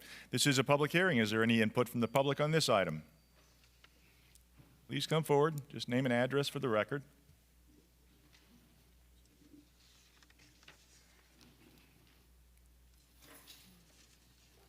Ed Phillips, 384 Northwest 19th Street, Pompano Beach. I am confident that this gentleman seems to be knowledgeable, so I don't mind giving it to him, so to speak. I guess just a couple of questions I'd like to ask. One is, what triggers these code amendments for the Atlantic Overlay District? We seem to be getting a lot of code amendments. In addition to that, when we get those code amendments, does that in any shape, form, or manner increase the value of the property? I'm just curious about that. Somebody wanted to move into a piece of property which prompted this. Say it again now? Someone wanted to move into a piece of property in the Atlantic Overlay District. That's what prompted this. So, is there some type of structure or the way we do that? Someone just requests to move in and we amend all the codes? Would those amended codes affect other codes that need to be amended? There's a series of things that seem to go on here, and I'm just kind of curious because it's in the Atlantic Overlay District. So, again, the question is, what triggers those? You mentioned that. But do they also increase the value of the property? That's what I need to understand, because then that becomes another interesting conversation. Yeah, I don't know that B2 versus B3. It's in the beach area. I don't know that we've actually ascertained that. We could ascertain. Yeah, if you allow me to answer, we didn't do an appraisal. He's dying to answer, but he's Mr. Williams, do you know the answer to that? Do we know any value? We don't have any direct answer to that question. Anytime anyone invests in a property, it tends to increase the value of a property. But I wouldn't say that this particular amendment would automatically result in that outcome. Mm-hmm. There's one last question. I'm gonna sit down. How many amendments do we allow? Because we seem to be in a particular area. There's no limit on the amendments, or just as it pops up, we make amendments. Well, I can answer that. We amend things all the time, and it's all throughout the city. It's not just this. This is a particular situation, but we make amendments to our code all the time, as you well know, Mr. Phillips. So Yeah. you sat up here. Yeah, I understand. Yeah, you know how it works. Yeah. Things come forward from staff, and yeah. All right, I'm just, as we go forward I think about the innovation zone, and I just want to ensure that we don't look back on it and say what we should have did and what we didn't do. As best I can. Thank you very much. Very good. Thank you. Can we finish? Further input from the public? Seeing none, public input closed. Commissioner Perkins. Yeah, I think it's best if we let the District 1 Commissioner explain to him about the Jellyfish Museum that brought about this. So, Commissioner Fessick, do you wish Right, yes. So, Commissioner Fessick? thank you. Mr. Phillips, I appreciate that you asked those questions because those are absolutely wonderful questions to ask. If you remember, this item has now come to us. This is actually the third time, I believe. And so my concerns have always been the same. My concerns are always about when you change a code or you change the zoning code and you amend them, and you give up the rights to expand them further, then by expanding them further, it's not something we can pull back because we've given away the rights. So I have a tendency to err on the side of caution many times when we're looking at the reasons why these things were triggered and how it affects the overlay district as a whole. So one of the things that I find interesting is, and I value jellyfish. I think I've mentioned that 1,000 times. I absolutely love the idea of a jellyfish museum. I am concerned, however, with the additional, still concerned with the additional changes to our code to allow for more uses. And to your point about increasing the value of the property, that would be on an individual property basis. But overall, when there are less roadblocks in place, in general, for a developer to come in, and the opportunity then opens up for additional opportunities of types of businesses to go there. Mr. Weems, would you agree that overall it would be more advantageous to a developer to purchase that property? So you kind of said opening up. I wouldn't use that term. Right. I would say creating an opportunity for somebody to purchase a property or rent a property, to renovate that property or operate a business adds value to that property. Right. Good. And then, so that was one of my concerns. I know I've mentioned it before, and I listened to the folks that came in last time, and I begrudgingly, said yes to this last time. But this is not about somebody buying a property, and we've gone through this before as saying they had the opportunity, and we have tried to do this opportunity where we would give them a special variance for that business because they are leasing for this particular agenda item when they were brought in to give the presentation. My concern, again, is, I'm going to come back to it, that I don't believe this is about the museum. It's about a zoning change, or it's about an amendment to the code. And so I'm still having a lot of issues with changing or broadening the code at this point. Thank you. Very good. Further commission discussion. Vice Mayor. Thank you. I share Commissioner Fezzik's general concern about broad text amendments, and I've opposed a few of them, like hotels, allowing hotels by right in B2 zoning, things like that I didn't believe belong close to neighborhoods that applied citywide. This amendment is very, very, very narrow, I would say. It is adding 2 uses to B2 properties in the overlay district, of which I think there are only about 4 B2 parcels that it applies to. So we're adding 2 uses to about 4 parcels of land. And to your point about value, if we were, changing them from B2 to B3, that maybe there's some value there, but we're adding the use of a museum to B2. So I don't know how much value that is, especially when these particular parcels, I think the alternative is probably having them, they're knocked down and redeveloped into something. It's not going to be a museum when it gets redeveloped. So that's not going to be the highest and best use for those parcels upon redevelopment. So I think this is enabling something interesting to go in down at the beach, that it is broadly supported. And while I understand Commissioner Fezzik's concern about the additional use of indoor commercial or recreation, when Mr. Weems explained it last time that perhaps you could get like an axe throwing business or something in there. It's entertainment, something fun to do that's not just purely a bar. So like I said, this is extremely narrow, applies to about 4 parcels of land, that adds 2 uses to them. So I worry about unintended consequences all the time of text amendments, but in this case, my concerns are pretty limited. Thank you. Very good. Further commission discussion. Commissioner Fezzik. So I just wanted to go ahead and talk a little bit about the beach. You mentioned the hotel, Vice Mayor, and the B2 to B3 zoning changes. And last year, at some point during the year, we had a developer come who was asking for the B2 zoning to change to B3, so there could be a hotel be built in the Atlantic Overlay District, which would allowed for more surface area, basically allowed for a larger or wider building base. The reasons why I try to separate the idea of the pretty presentation or the activity, when I've stated a million times that I would absolutely approve this as any sort of special usage, and I encouraged staff to go down that road. When we have so few B2 properties that have not yet been converted to B3, that's how I look at this. Mr. Berman, this is actually a great question for you, because I would love your insight on this. Is there any sort of parameter, you know, at what point do we have them be B2 and B3 be so similar that essentially we would be spot zoning or spot, what's the terminology for that? Well, there's spot zoning, there's reverse spot zoning, there are all kinds of different things. Basically, an analysis is done whenever you want to change uses within a district such as this. Will it be beneficial to the area? I'm sure, and Mr. Weems can probably explain the analysis, but there's a thorough analysis. Will this benefit the area? How it will affect other businesses, other residents, et cetera. So is it similar to other uses? Would it fit in with the uses?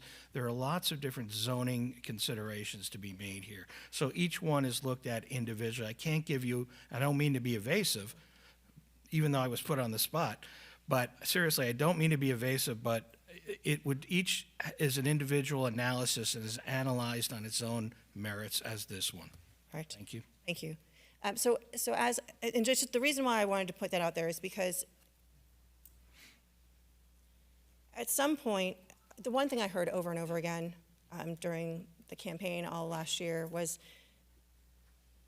that people wanted to make sure that we reined in some of the redevelopment options in the future and made sure that we didn't allow for additional zoning changes or setting things up to be allowed for additional zoning changes. So while I realize this is a small piece and it's a small change, what I've come to know over the several years I've been really actually looking at zoning, especially specific to the Atlantic Overlay District, that this is how we as a city eat an elephant, one small bite at a time. And I love the idea of the jellyfish project. I just cannot support a zoning change for the AOD. Thank you. Very good. Further commission discussion. Commissioner Smith. I just want to say that it's three properties, 3 B2s in the overlay district. And this is our fishing village. It's just a wonderful development. And to change the 2 uses to accommodate a jellyfish museum that can bring people to our community and provide activities for our residents, I'm definitely supporting this on the second reading for the change. Very good. Further commission discussion. Seeing none, let's go ahead and call the roll. Commissioner Fezzik? No. Commissioner Perkins? Yes. Commissioner Sigerson-Eaton? Happily, yes. Commissioner Smith? Without a doubt. Is that a yes? Okay. Commissioner Smith? Okay, sorry. Vice Mayor Fournier? Yes.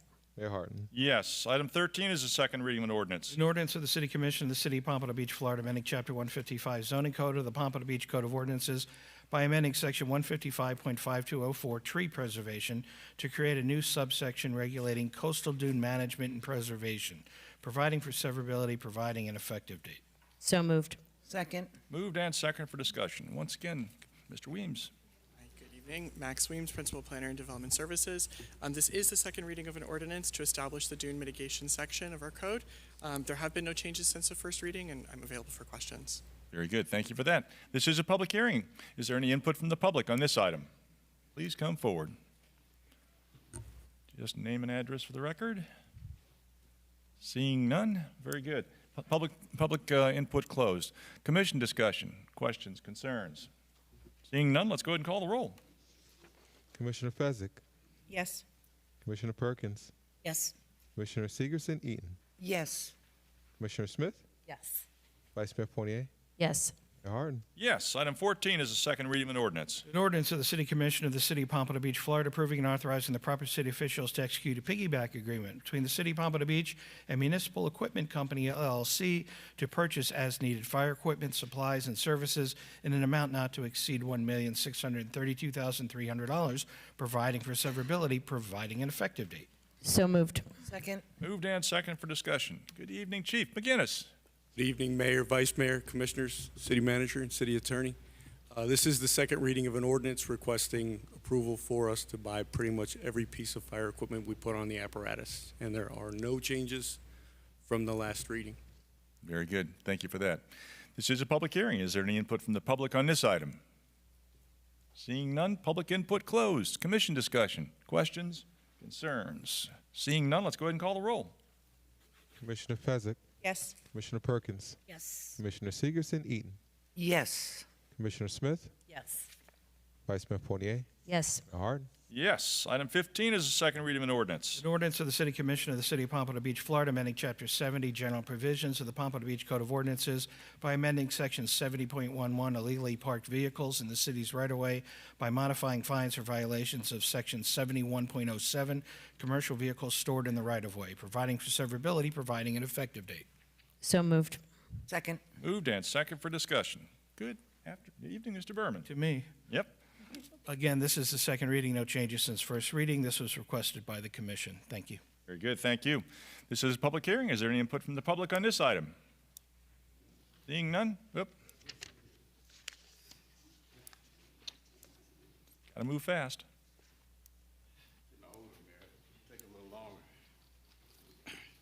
Mayor, Commissioners, my name is Ed Phillips. I currently reside at 384 Northwest 19th Street, Pompano Beach. And I do apologize because I work, sometimes I don't have a time to look at all the ins and outs of a particular item on the agenda. But commercial vehicles, did we already determine the size of those vehicles and what are we calling commercial vehicles? I'm sure we did, but can you reiterate that? This is tractor trailers. Oh, tractor trailers? Okay. I agree with that. The other part here is why I have this. Is there, are we finding people for parking in the swells? I know that's only, but I'm using that as a piggyback into this because that seems to be an issue in my neighborhood where they start finding residential vehicles for parking the swells. This is getting tickets. This is about. I know what it is. I trailers, see that. Increasing the fines for tractor trailer parking. I know what it is. I just took this opportunity to talk about the other part. I hear you. I'd be interested to hear the answer. This is dealing with tractor trailer parking only. See, the reason I'm stunned, I still got another minute and 48 seconds, and I was just trying to figure out how to get past what you just said. So what I'd like for you to consider, Mayor, and this commission at some point in time, is we are having issues with receiving fines of some sort for parking in the swells, that the residential people who have to take care, cut the grass and water and all that kind of stuff, and we want some relief in receiving those citations. Thank you very much. Very good. Next speaker. Seeing none, public input closed. Commission discussion, questions, concerns. Commissioner Perkins. Yes, Mayor. I'm very happy to see this on the agenda for the second reading. This came about, those of you that don't know, we've had a lot of commercial vehicles parked in the city's right-of-way, especially on Northwest 15th Street, which was their, I guess, hotel where they would sleep overnight. 7 and 8 of them at one time every night.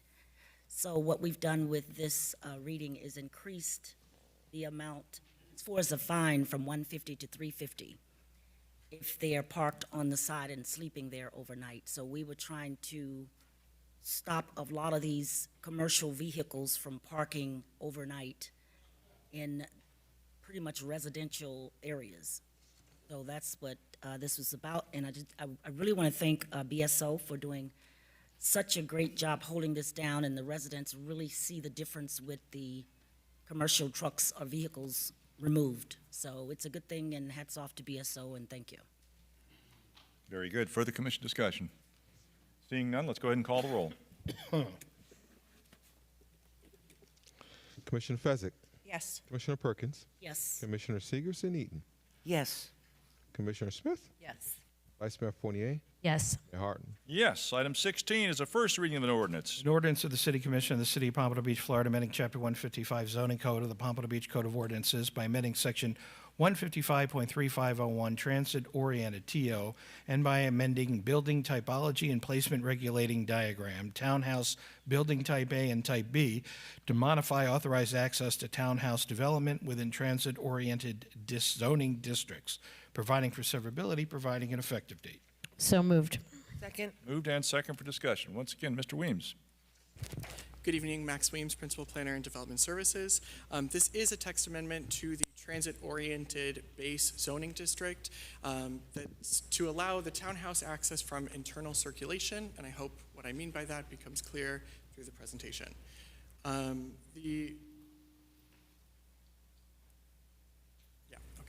So what's shown on the map here is the downtown Pompano overlay district and the east overlay district. I realize those boundaries are not very clear, but they're shown here running along Federal Highway, east and west on Atlantic Boulevard, and then along Dixie over to 95.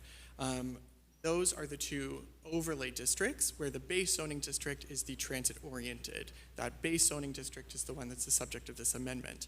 Also shown on the map are 4 locations of existing townhouse development. They'll be subject of this presentation as I move forward. What's shown here is the building typology diagram within our code for a townhouse. What it shows is the front of the townhouse fronting on a street, and then the side of the townhouse abutting a side street, and then an alley running along the back of a townhouse where it provides vehicular access to those units. That is the required configuration for townhouse development within the overlay districts. What's shown on the map, or I'm sorry, what's shown on this slide is something that's consistent with the applications we frequently receive for townhouse development. Just to explain the graphic, here you have these 2 units along, let's say, Northwest 6th Street. We have a driveway that enters the property, providing access to 3 more townhouse units. From the street front, from, let's say, Northwest 6th Street, you see these 2 units, as well as a driveway looking back to this unit in the rear, but these 2 units really do provide frontage on the street. If this were to comply with our overlay district code, we would have those units fronting on the street, but we would not permit the units in the rear as they do not front on a street or public open space. So we might end up with a development like this for that lot configuration where it's really a duplex and some open space. Likely not to be developed. Another permitted alternative would be the flex typology. This is a typology that's permitted anywhere a townhouse development is permitted. And what this is really more of like a multifamily apartment style building. So let's say a block, which is, deeper than it is wide, doesn't really support a number of townhouse units. What the developer will really do instead is develop something like this, a multifamily building, to get the number of units that they're seeking, likely more units than they would end up with a townhouse configuration. Some examples of existing development that falls within those districts, but that were approved prior to the establishment of the overlay districts are provided here. We have this townhouse development here on East Atlantic. It has about 4 units that front along Atlantic Boulevard, and then another 40 that are accessed from this drive aisle in the rear behind another building. Here we have Northeast 1st Street with about 6 units that front on Northeast 1st Street, and you wouldn't really know, but there are another 8 units in the rear of that front on the water. That configuration would not be permitted in our overlay district code today, but this is an existing structure within the East Overlay District. Also in the downtown overlay district, we have several examples. This one on Northeast 1st Street, and this one also on Northeast 4th Street, and this one here on Northeast 1st Street. You can see that this one and this one have all of their vehicular circulation from a driveway that runs through the middle of the property, and then a mirroring building that's on the other side of the drive aisle that only has access from that driveway. So these perimeter units could be accessed from the street, but these interior units could only be accessed from the driveway. If this were built in our code today, these interior units would not be permitted, and this side would appear more as a front. So this discussion is really about the lot and development configuration, not so much the design standards that were applied to those buildings at that time. If this were to come in today and our code were amended, it would permit this configuration. However, the exterior appearance would look more like frontages than they did rear yards. I just want to make that point of clarification. So the amendment, the building configuration and design section within the TO district states that primary entrances of a building shall provide access to a public right-of-way, greenway, or an open space, as I previously described. I want to clarify that to say that with townhouse development, units that abut a public right-of-way, greenway, or an open space must provide direct access for those units. However, internal units may be configured to obtain access from internal site circulation. Townhouse development shall be designed in a way that as many units as possible front onto public or publicly accessible open spaces. In this way, we still end up with the intended frontages, we still end up meeting the intent of the eyes on the street concept of the overlay district. However, we allow for additional infill given that the lot is deep enough to support the additional units. This concludes my presentation. I'm available for questions. Very good. Thank you for that. This is a public hearing. Is there any input from the public on this item? Please come forward. Seeing none, public input closed. Commission discussion, questions, concerns. Commissioner Fessick. Hi, Max. I had just a couple of questions. The examples that you showed in your presentation, you mentioned that this would not be allowed in the overlay district currently? Okay, correct. But it was previously allowed at some point in time? Correct. So the configuration that I'm describing is a permitted condition in all of the city except the overlay districts. So this is a very typical form for townhouse development, that you'll have a row and a drive aisle and another row. That specifically is not permitted in the overlay districts, but the result is that we end up with all of these lots where it's not practical to do anything other than multifamily when the preferred design is a townhouse development. So this is a frequent conversation that I have with applicants. It ultimately yields no action. Right. And so this would actually encourage the owner of property that would be a perfect location for townhomes, if we were to allow this, to potentially build a series of townhomes as opposed to a larger multifamily, taller building. Exactly.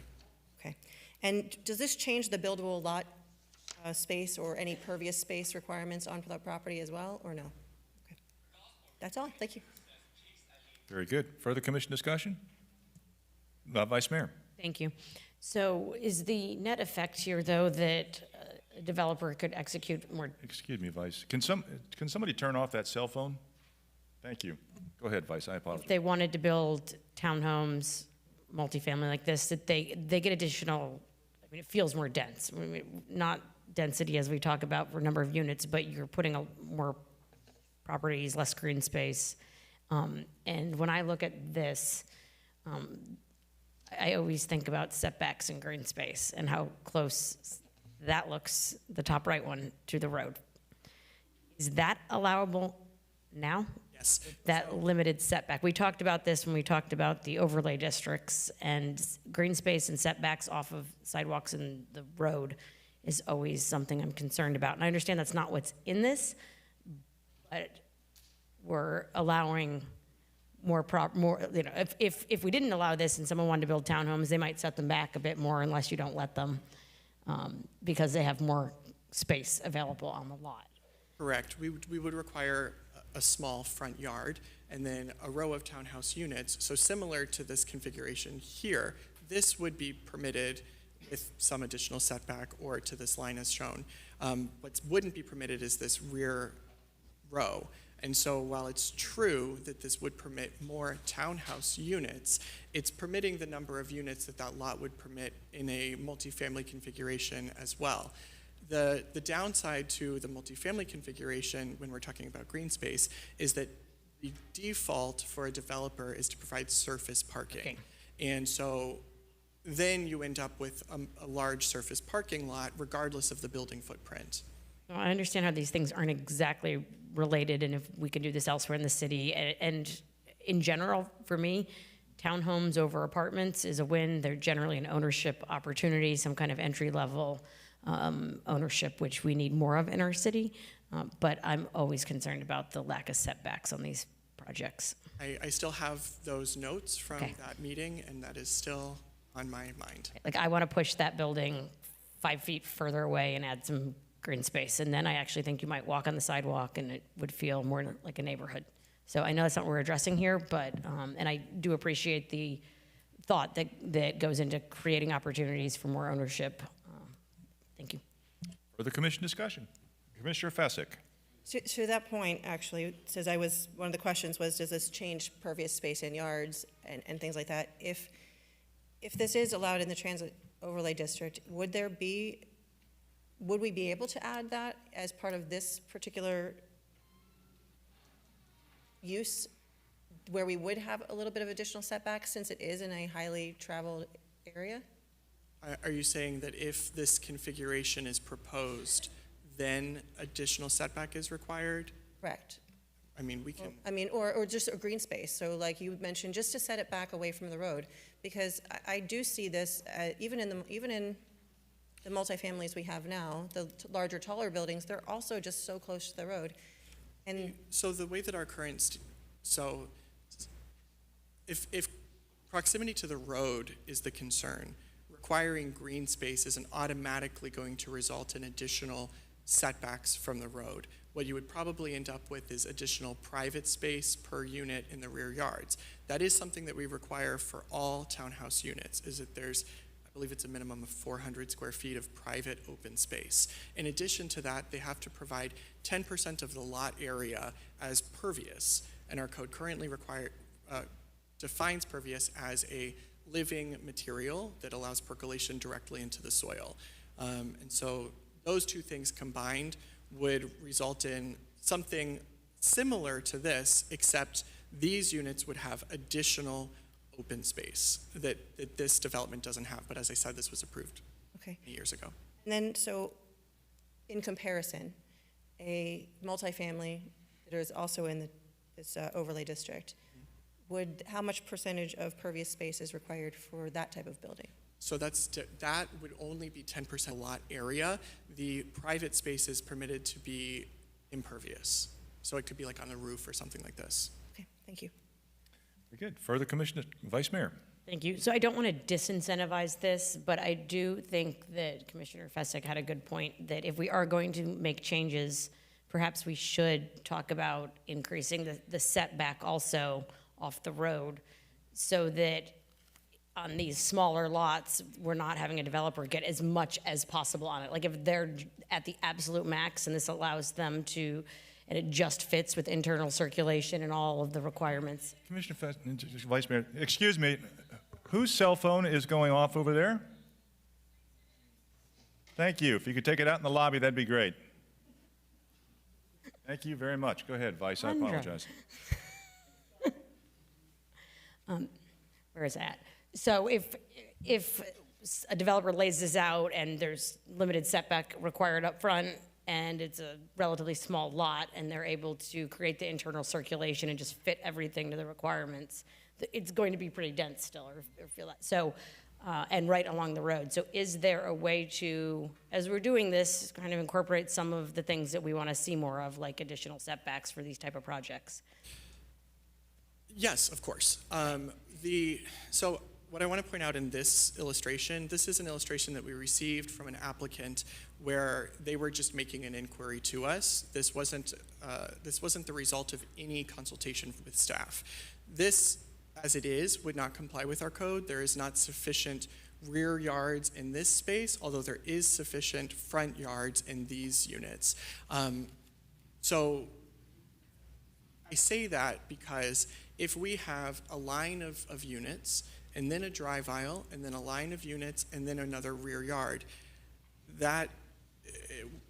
and then we're requiring additional setback in the front, I think we need to be we don't want to overdo it and then we don't ever end up in a circumstance where this is a permissible condition. But it's certainly something that I could look at. What is a typical lot depth that would allow this kind of double stacking, and then what kind of setbacks would be. Right. So I understand. Let's look at this one a little more, because in that drive configuration, I assume that there's a garage or an entry to the units that are abutting the street from the rear. So they can't really have a backyard. Those would have the private space in the front. Right, so, but that's not allowed, that would not be allowed per our code, even if we make this change, you're saying? It's required to have a backyard, too? No, it can be in the front. Okay. That can also accommodate the setback, but the units in the rear do not have the sufficient open space in the rear. That was my point. Okay. So the buildings would either get smaller or come forward, and then if we're also saying additional setback in the front might be required. It just gets to a point where we're squeezing, and then it's not practical, which. Okay, I don't want to go down a total rabbit hole with you on this right now. I do think I'll circle back with you in the next week to talk about this, but I think there might be some other opportunities. Thank you. Certainly. Very good. Further commission discussion? Seeing none, let's call the roll. Commissioner Fezzik? Yes. Commissioner Perkins? Yes. Commissioner Segerson-Eaton? Yes. Commissioner Smith? Yes. Vice Mayor Fournier? Yes. Harden? Yes. Item 17 is a resolution. A resolution of the City Commission of the City of Pompano Beach, Florida, appointing blank to the Recycling and Solid Waste Committee of the City of Pompano Beach for a term of 2 years, said term to expire on May 24, 2027, providing an effective date. So moved. Second. Moved and second for discussion. I'll go Mayor, ahead. Mary Lou Rutterman. Very good. Mary Lou Rudderman. Are there any further nominations for this item? Hearing none, nominations closed. All in favor say aye. Aye. Opposed? Motion carries unanimous. Thank you. Item 18 is a resolution. A resolution of the City Commission of the City of Pompano Beach, Florida, appointing blank to the Recycling and Solid Waste Committee of the City of Pompano Beach for a term of 2 years, said term to expire on May 24, 2027, providing an effective date. So moved. Moved and second for discussion. Commissioner Perkins? I'd like to submit Velma Flowers. Thelma Flowers. Very good. Any further nominations for this item? Hearing none, nominations closed. All in favor say aye. Aye. Opposed? Motion carries unanimous. Thank you. Item 19 is a resolution. A resolution of the City Commission of the City of Pompano Beach, Florida, appointing blank to the Recycling and Solid Waste Committee of the City of Pompano Beach for a term of 2 years, said term to expire May 24, 2027, providing an effective date. So moved. Second. Moved and second moved and second for consideration. Mayor, Commissioner Perkins? I'd like to nominate Melissa Banner. Melissa Banner, District 4. Very good. Further nominations for this item? Hearing none, nominations closed. All in favor say aye. Aye. Opposed? Motion carries unanimous. Thank you.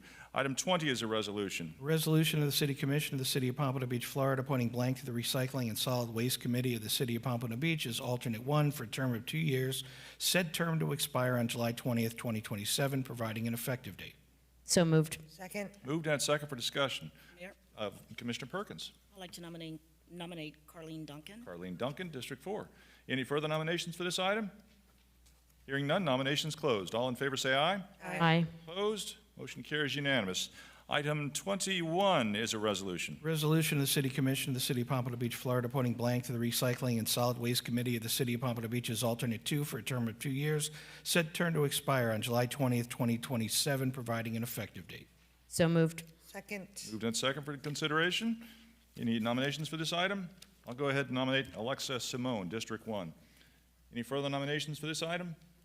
Hearing none, nominations closed. All in favor say aye. Aye. Opposed? Motion carries unanimous. Thank you. Item 22 is a resolution. Resolution of the City Commission of the City of Pompano Beach, Florida, appointing blank to the Air Park Advisory Board of the City of Pompano Beach for a term of 3 years, said term to expire on May 24, 2028, providing an effective date. So moved. Moved and is there a second? Mayor? Second. Moved and second for consideration. I've got Commissioner Smith. Mayor, I'd like to appoint Nancy Grant. Nancy Grant, very good. Any further nominations for this item? Hearing none, nominations closed. All in favor say aye. Aye. Opposed? Motion carries unanimous. Thank you. Item 23 is a resolution. Resolution of the City Commission of the City of Pompano Beach, Florida, appointing blank to the Air Park Advisory Board of the City of Pompano Beach for a term of 3 years, said term to expire on May 24th, 2028, providing an effective date. So moved. Second. Moved and second for consideration. Commissioner Perkins? I'm sorry? Sorry, with me, sorry. Commissioner Mayor, I'd like Fezzik? to nominate Martin Cooper from District 1. I'm sorry, what was the name? Martin Cooper. Martin Cooper. Very good, okay. Any further nominations for this item? Very good. Nominations closed. All in favor say aye. Aye. Opposed? Motion carries unanimous. Thank you. Takes us up to item 24 is the first reading of an ordinance. Mayor, I'd like to request, see if it's possible, we could take a brief recess. I'd like to second that. Okay. Take a 10-minute recess. Thank you.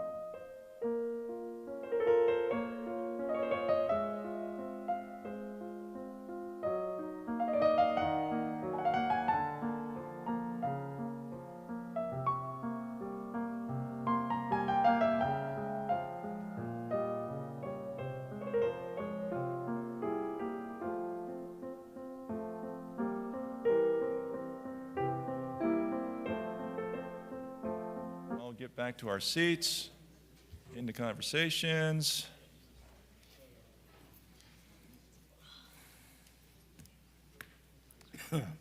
All right, this meeting is back in order. Thank you. Item number 24 is the first reading of an ordinance. An ordinance of the City Commission of the City of Pompano Beach, Florida, approving the form of a ground lease agreement and authorizing the execution of a ground lease agreement in connection with each series project as more fully described herein, approving the form and authorizing the execution of a master trust agreement to provide for the issuance from time to time thereunder of one or more series of certificates of participation as more fully described herein, approving the form of a supplemental trust agreement, supplementing the master trust agreement, and authorizing the execution of a supplemental trust agreement relating to one or more series of certificates of participation to be issued pursuant to the master trust agreement and authorized herein, authorizing the issuance in one or more series of tax-exempt and/or taxable certificates of participation, evidencing an undivided proportionate interest of the owners thereof in basic rent payments to be made under a master lease purchase agreement, Civic Facilities Master Lease Program by the City of Pompano Beach, Florida, subject to the parameters set forth herein, including that the aggregate principal amount of such certificates shall not exceed $137 million, all as more fully described herein, providing for the appointment of a trustee under the master trust agreement as supplemented, approving the form and authorizing execution of a master trust agreement, a master lease purchase agreement, Civic Facilities Master Lease Program related to the series projects, approving the form and authorizing execution of a lease scheduled to be delivered in connection with each series project, approving the form of an assignment of lease agreement, approving the form of an assignment of ground lease agreement to be delivered in connection with each ground lease, authorizing the delegated negotiated sale of each series of the certificates of participation, Civic Facilities Master Lease Program, specifically authorized herein, and establishing certain parameters of such sale, approving the form and authorizing execution of a certificate purchase contract relating to each series of the certificates of participation, Civic Facilities Master Lease Program, specifically authorized herein, subject to the parameters set forth herein, authorizing obtaining a commitment for a municipal bond insurance policy and/or reserve account, security bond securing a series of the certificates of participation, Civic Facilities Master Lease Program, specifically authorized herein, and the execution of related agreements with the insurer, approving a form of preliminary offering statement and authorizing execution and delivery of a final offering statement and related matters related to each series of the certificates of participation, Civic Facilities Master Lease Program, specifically authorized herein, approving the form and authorizing execution of a continuing disclosure certificate and related matters relating to each series of the certificates of participation, Civic Facilities Master Lease Program, specifically authorized herein, authorizing all required actions in connection with the issuance of this series of certificates of participation, Civic Facilities Master Lease Program, specifically authorized herein, providing for severability, providing an effective date. So moved. Second. Moved and second for discussion. Good evening, Ms. Sybil. Good evening, Mayor, Vice Mayor, Commissioners. Suzette Sybil, Assistant City Manager. I do not have a PowerPoint presentation prepared this evening. I think we've had several PowerPoint presentations on this subject in the past. I did want to take the opportunity to briefly recap the item. I know Mr. Berman has done an eloquent job reading that very long caption for the item. Why we're here this evening is last June, the City Commission approved a master development agreement which obligated the city to construct certain civic buildings within the downtown. One of them being a new city hall to anchor the downtown project. Within that agreement, it approved the city utilizing private financing through the master developer to finance those civic facilities. What you have before you this evening is an alternative option for the City Commission's consideration, mainly that the city would direct finance those civic facilities ourselves rather than going through the master developer. We are asking the City Commission to authorize a maximum amount of $137 million. The instrument we're recommending utilizing are certificates of participation. These are the same instruments that were utilized to construct the existing City Hall facility that we are in today. One of the reasons we're recommending going down the road of public financing is because I like to save money for our residents. And by doing that, we estimate that we can save about almost $4 million annually in the annual lease payment over a 30-year period, but more notably $100 million over that 30-year period if we elect to go the public financing route. I should also point out that the private financing mechanism did not incorporate certain additional elements that are incorporated in the $137 million tonight that we're asking you to authorize issuing, namely new VOTEC and College Resource Center, as well as developer incentives to encourage local business participation in the project. So there are a lot of documents in your backup in terms of the form financing documents. I didn't plan to go line by line describing all of them. Bond counsel is here this evening who prepared the documents. Throughout the whole process, they were of course reviewed by Mr. Berman in his capacity as city attorney. So we would be happy to answer any detailed questions on the documents when the time comes back to the commission. Let's see, I wanted to say one additional thing, but it's escaping me right now. It'll come back to me later, but that concludes my comments. Oh, sorry, came back really quick. Documents provided to the commission on April 25th have not been modified. We just removed the word draft from the financing documents. So I just wanted to make it clear that the same form documents that were provided by Kervin to the commission on April 25th have not changed in their existing form. That concludes my comments. Thank you. Very good, thank you. All right, we'll go ahead and turn it over to the public. This is a public hearing. Is there any input from the public? And I would just, you know, as Ms. Sybil just said, this is for the financing of the City Hall. That's really what this boils down to. The private financing has already been approved in the June 24th document. So city staff is asking us to approve a public financing option, which will save the city approximately $100 million and allow us to do some additional enhancements that are outlined in some documents that are yet to be finalized by the city. But this is strictly about the financing aspect. So if there's any public input, please come forward. Just give your name and address. Limit your comments to 3 minutes. Thank you.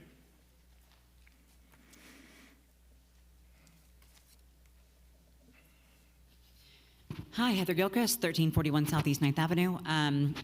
I noticed in this, Ms. Sybil, I have a question that. And we're not getting into a question and answer. You can give your input at all. Okay, so this mentions the appointment of a trustee to manage this financing. I'm very curious about how the trustee is appointed. If there is a trustee already already in the works, essentially. I have questions about the roles that people are playing and potential conflicts of interest, and glossing over that without addressing how the person who is going to oversee $137 million of public financing is an important detail that I think should be discussed. Very good, thank you. Next speaker.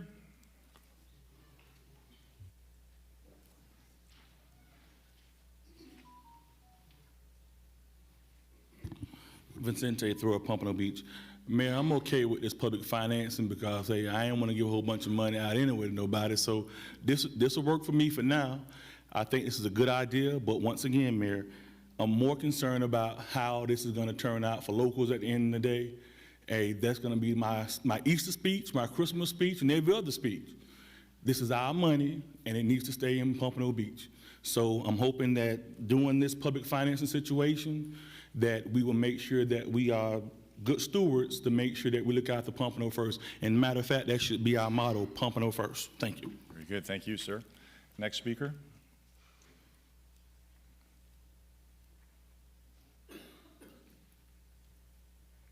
Michael Skaversky, 1630 Southwest 5th Avenue. Suzette Sybil said she wants to save the city money. So do I. We could get rid of all the reserved parking out here and let the people park, because that's what it should be for. The only thing that should be reserved is for handicapped people. Then we have so many Pompano Beach city motor vehicles, we could have a used car sales lot. There's so many darn cars out there. We do not need a new city hall. And if we actually needed more room, I've said it over and over again, we could use that Charlotte Berry building up there that collects cobwebs. That will save us $137 million plus. That's how you save the city money. She doesn't care. She gets a used paycheck. She could care less. Thank you, Mr. Skaversky. Next speaker.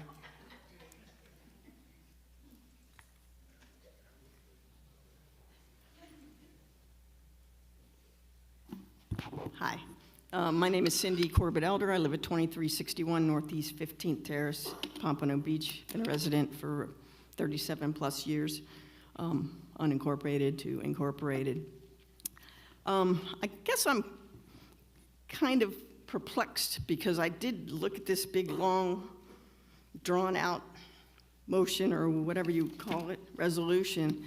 And then when you look at the backup, there are 6 different form agreements that you're being asked to approve. Now, Sybil just said that the city attorney reviewed them. I guess my question is, who drafted these form agreements? And I actually work for Broward County government. I see things that go in front of that commission, and the county attorney signs off on everything that they've reviewed it. You see their name at the bottom of it. There's like a signature stamp. I don't see that on any of this. And I would think that the city attorney's job is to protect you guys, and these are legal agreements that you're just gonna approve a form of, and God knows what's gonna happen afterwards. That's all. And, you know, as far as throwing city money, I'm telling you, the developer's coming. You know, I don't know why we need a new city hall either, or why we need to throw money into that development. That's all. Very good. Thank you. Next speaker. Please, ladies and gentlemen, please refrain from the applause. I appreciate it. Thank you so much. Just name and address for the record. David Hall, Pompano Beach. You know, everyone's talking about whether we need the new city hall, or none of that is what's for discussion here right now, right? We're talking about money. And as fiduciaries, your job is to choose the cheapest money to protect us as taxpayers so that we're not paying additional funds that we wouldn't necessarily have to pay.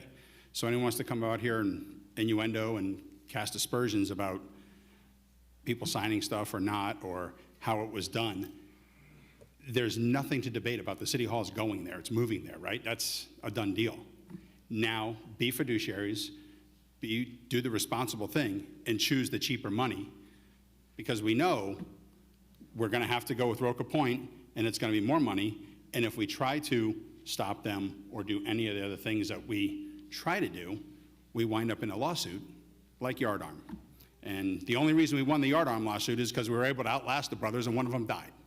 So I don't think that's gonna happen, or at least I hope it doesn't happen with Roca Point. So nevertheless, through all the hyperbole and nonsense, it's about money. Choose the cheaper money as fiduciaries to protect the taxpayers and pass this so that we can get more revenue to the city from an area that needs it, that has been blight-ridden, living in horrible conditions for generations, and they deserve better.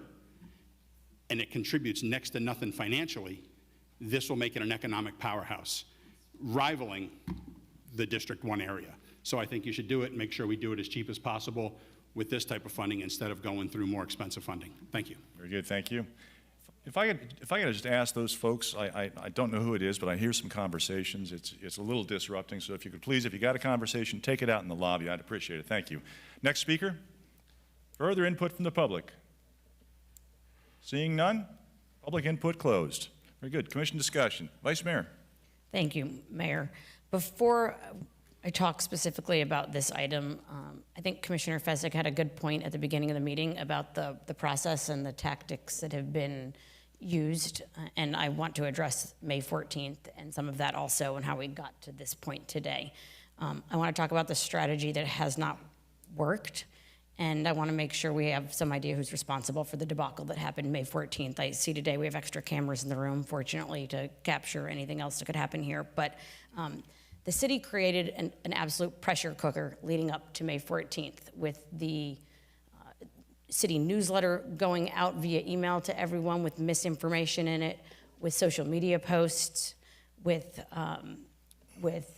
free T-shirts and downtown presentations. There was so much propaganda about what we were voting on May 14th that was not just biased, but it was blatantly false. The flyers that were handed out as people walked into these chambers were false, and that is concerning to me.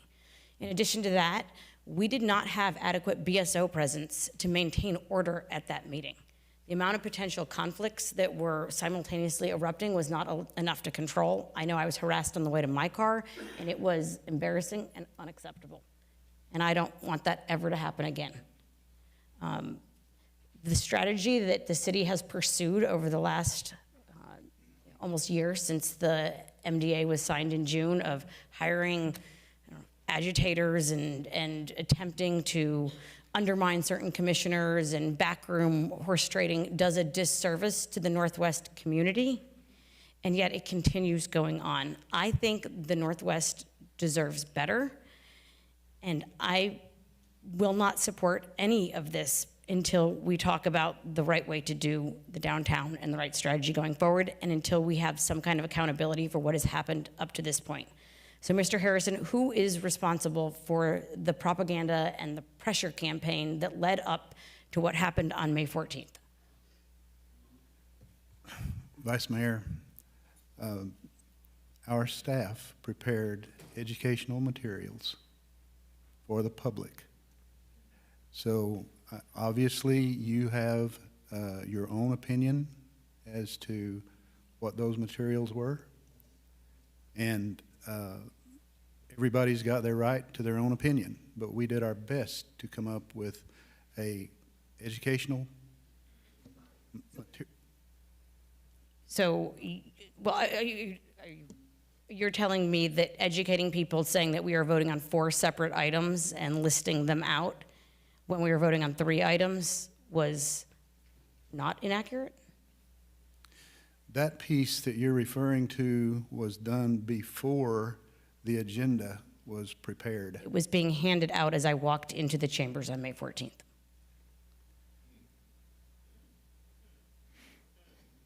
I don't know exactly what you're referring to. I would have to look at the documents and compare the timing of all that in order to be able to answer your question. You are welcome to come up to the office and we can go over this in great detail anytime you would like. Certainly, I will do that. But my answer is that I think you're responsible. And then my real answer is I think this city listens to RMA way too much when it comes to these projects and when it comes to strategy. And I think that's how we got to this point. So I'm going to talk a little bit about what I will support from here on out, and then I have a few questions. So in my view, if we're going to do this downtown, we are going to do this the right way. We're not going to hire agitators to push a certain vision onto the community.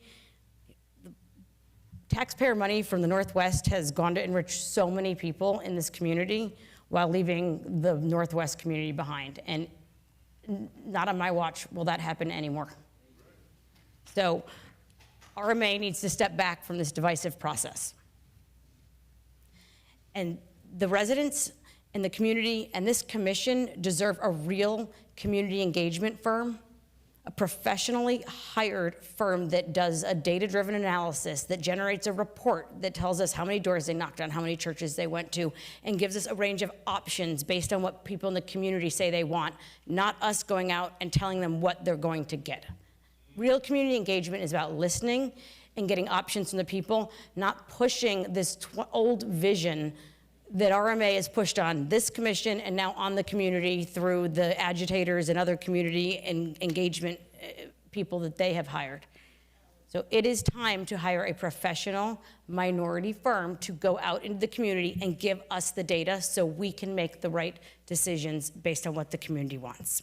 And I will not vote, I will vote today, but I will vote on nothing else related to this project until we have that. I also will not support just replacing City Hall with another white monolithic building kitty corner to this. If we are going to build a new City Hall, which per the agreement we are obligated to do, then we better build a civic complex that is something we can be proud of, not just a replica of this building. Maybe we need a police headquarters there. Maybe we do get a new community center with a theater and a VOTEC school. Let's see what the community says they want. Let's get the data and let's build based on that. I'm also not going to support anything else going forward, besides today, if we do not change the referee language in the MDA to require commission approval of the referee. Ladies and gentlemen, please. Ladies and gentlemen, please let the commissioner speak. With respect to the item before us today, there has been so much misinformation and spin, and that's what I say that they created a pressure cooker that exploded on May 14th. And some of these items were not ready to be voted on that day, and some of them we can talk about. This is one we can talk about. So we are not making any substantive design decisions about the downtown today. That was on a different agenda item on May 14th. Today, the item is purely about how we fund the civic buildings that we are committed to building per the MDA that was entered in back in June with the prior commission. So we have, the way I see it, we have two choices. If we vote yes today, we issue public debt, and it is much cheaper. If we don't vote yes today, Roca Point makes a lot more money, and we spend a lot more taxpayer dollars on these projects.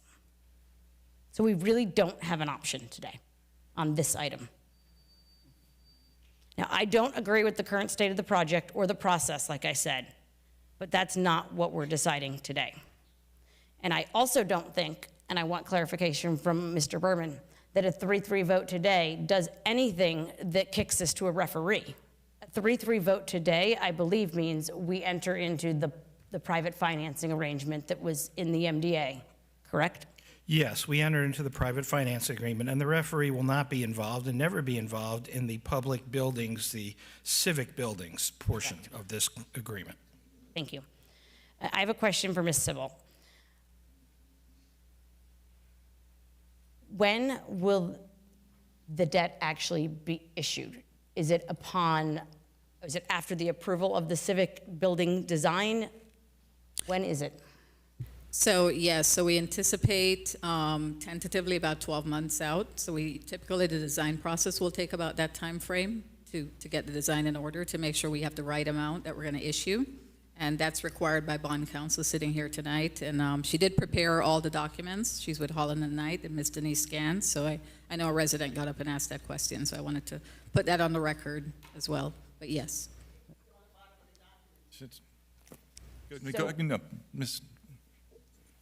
So if we have 12 months to continue working and approving the civic concepts, and maybe it doesn't take that long, but we are not approving that today, and there is additional time on those items? Design of the civic concept? Right, yes, there's additional time to bring that back for further discussion, commission level. Okay, thank you. Thank you, Mayor. Very good. Further commission discussion? Commissioner Fessick. I would like to start off by agreeing with our Vice Mayor that this was a complete and total mess. May 14th was an embarrassment. And leading up to that was also an embarrassment. Mr. Harrison, I asked you so many times who approved things like this? Who approved this? Who approved this? When we had city staff approving and undermining opinions, which everybody, as you said, is welcome to have, of their board and sitting commission. And to me, that is unacceptable. Whoever approved that, and you said that we should blame you, should just step down, because that is absolutely uncalled for. It only fed into the disruption that we have continued to have around this project. It has only fed into the absolute, I think Vice Mayor said it best, pressure cooker that this situation has led us, we are in. And some of us, Commissioner Smith and I, didn't choose to be in this position. We didn't choose to have, we didn't vote for this. We didn't vote for this in June of last year, so we were entered into this and we're dealing with it. So I want to actually bring up something, and I want to ask the question.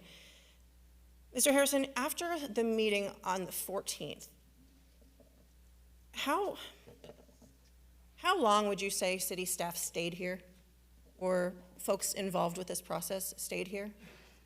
after the meeting? I'm not sure who are you referring to? when you say city staff? I don't know, actually. I'm asking you. Was anybody in this building after the meeting was over?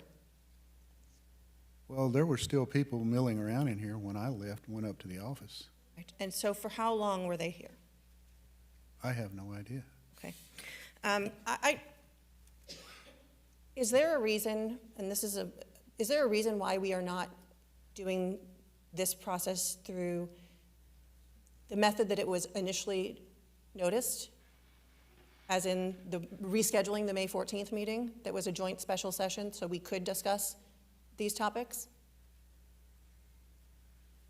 Is there a reason that this item is on here tonight? Is that what you're saying? Why was it decided to change the process after months of hearing? We're going to have a vote. It's going to be on these agenda items, all the collateral that went out.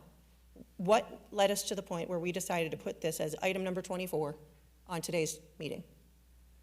So the general consensus with the developer and with the staff was that we tried to put too much too fast on you all to make decisions. So we decided we'd just take it one at a time. So this is the first one tonight.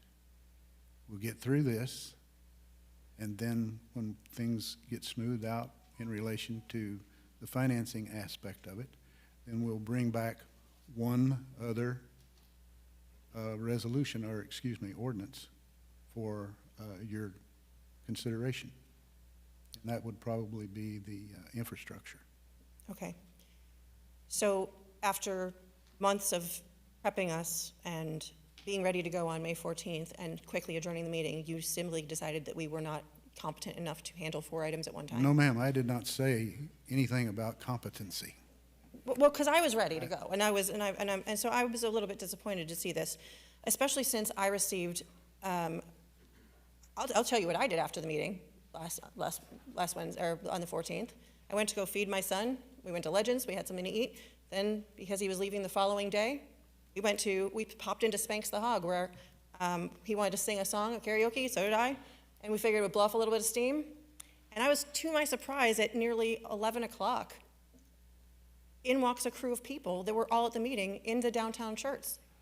And when questioned, they said they had just left. So another person I spoke with, a resident, mentioned that there was a lot of conversation amongst the team, I don't know who's involved in the team, about this email that you sent the next day, about this being a strategy that was discussed outside of our meeting with consultants and you, and I don't know who else. I'm waiting for some of that information. So I'm going to ask a very specific question. Ms. Sybil or Mr. Harrison, were you part of any conversation that was discussing how we're going to readdress this immediately after the meeting with our consultants and or folks involved in the project as any level of consultants, whether it be RMA, whether it be private consultants, whether it be the team, whatever the team, client team, whatever it is? Were you involved, were you in part of that? Commissioner, again, I told you that we had a discussion right here on this floor, right after the meeting was adjourned, and determined it would be best just to bring back one subject at a time. Okay. So that's what we're doing tonight. Okay. What's really disturbing to me, and I would like it to be part of the record, is that, and I guess, is that from what I was told, one of our consultants made disparaging comments about commissioners and what their plan was to do for us for next election season should we not vote yes, or if we voted no, they were going to just throw a party because we could be blamed for an extra $100 million in costs. I'm going to switch gears for a second. I want to get back to, and I had very real questions about our outside counsel, our special counsel, special legal counsel. And I want to thank Mr. Berman for getting me information related to this in a very timely fashion. I'd like to know, and Mr. Berman, I know you mentioned it, I was trying to find the email earlier today, but what's the process for selecting outside counsel specifically for this master development agreement? Commissioner, that's my responsibility, and it has been for the almost 30 years I've been here. The prior city attorney and the prior city attorney to them, it is our responsibility. The commission entrusts selection of appropriate counsel. They want to make sure that they're properly represented at every stage. It's up to my office and myself specifically to make a determination whether we should be handling this in-house or whether we need specialization. In case of a P3 contract, we do our research. We picked the top few firms in the state of Florida that do this type of contract. We narrowed it down to 2. One of the 2 was representing the developer, so we used the other one, and we've used them before successfully. They provided excellent legal representation in the past as well, and that's the process. That has always been the process. That has always been something delegated to the attorney, the city attorney, and it is not something taken lightly. It is, and in this case, there was consultation with the city attorney, the CRA attorney, who has even, I'm not making any comments, but she has even more experience than I do in major developments throughout her career, with Ms. Sybil as well. And it was a group decision, but ultimately it's my determination as to who we use. Thank you. And I just wanted to make sure that it was clear that the city and the CRA split the cost of outside counsel 50-50, with the developer chipping in an additional $100,000. They chipped in the first $100,000, yes, that's correct. Okay. How was that $100,000 applied? Was it just a discount off of something we owed them, or was it? It was put, as far as I know, because the manager's office handles the payments for the city, it was put toward the first $100,000 of legal fees, as far as I know. It's my understanding, finance department. So how was it applied? Did we get a check from them, or was it we just No, not? we got a check from them. It sat in the escrow account, and then we applied from the escrow account the first invoices that came in. Okay. Mr. Berman, I only have 2 more questions for you, I believe. With regards to hiring outside counsel, who negotiates the rate, and is there a cap on the rate that we pay? In many cases there are a cap, and many cases are negotiated. In many cases, as a municipality, we're able to obtain somewhat of a discount. In this case, this is expert counsel, this is time-consuming, and this was negotiated, but the rate is for this service, for the services required here, were probably higher than other cases where we negotiate, but reasonable for this type of work. So we look at what other cities have done. We may call other attorneys who worked on these projects. What did they pay? We may look at other contracts, and this was all in line with a reasonable rate for this type of service. And is there a threshold of rates approved or rates charged that would by outside counsel that would require any sort of city commission or CRA board approval? Not that I'm aware of. Okay.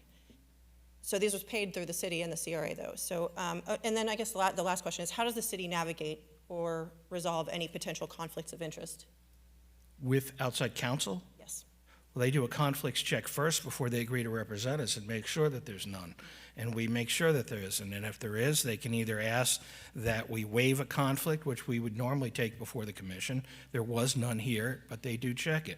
You know, normally a P3 contract, a 200, 300-page contract is executed, we start, and that contract's put on the shelf, and additional hours are not generated and additional billing isn't coming in. But every time we have to contact them, and every time we have them answer questions, and every time we have to have them here, it does add a little bit more to the cost. And I'm not finding fault with them, not picking up.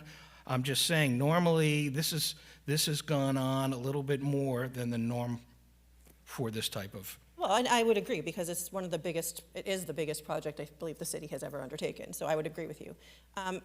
This conflicts check, is there, what would constitute like something you would that you would, what would you say that you would ask somebody to waive? What would you see, I suppose, that you would ask somebody to waive if you happen to see in general?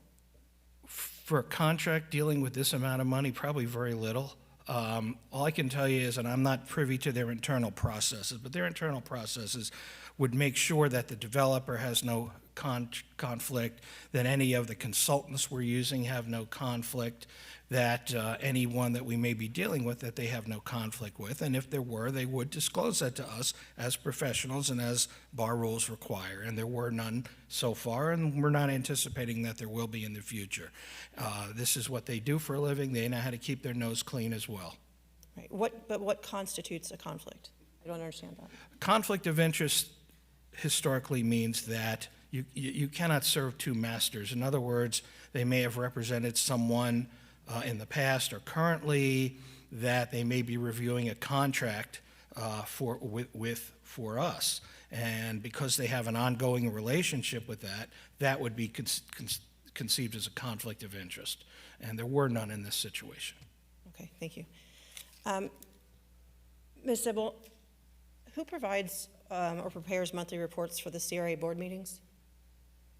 I believe it's Mr. Tran or Ms. Vasquez on the CRA staff?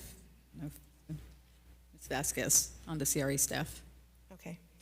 And what type of information would be included on a monthly financial report for CRA board meetings prepared from that office? And I promise you, this is a huge deal, and there's a reason why I need the answers to this question. Okay, well then, Expenditure activity. Okay, expenditure activity.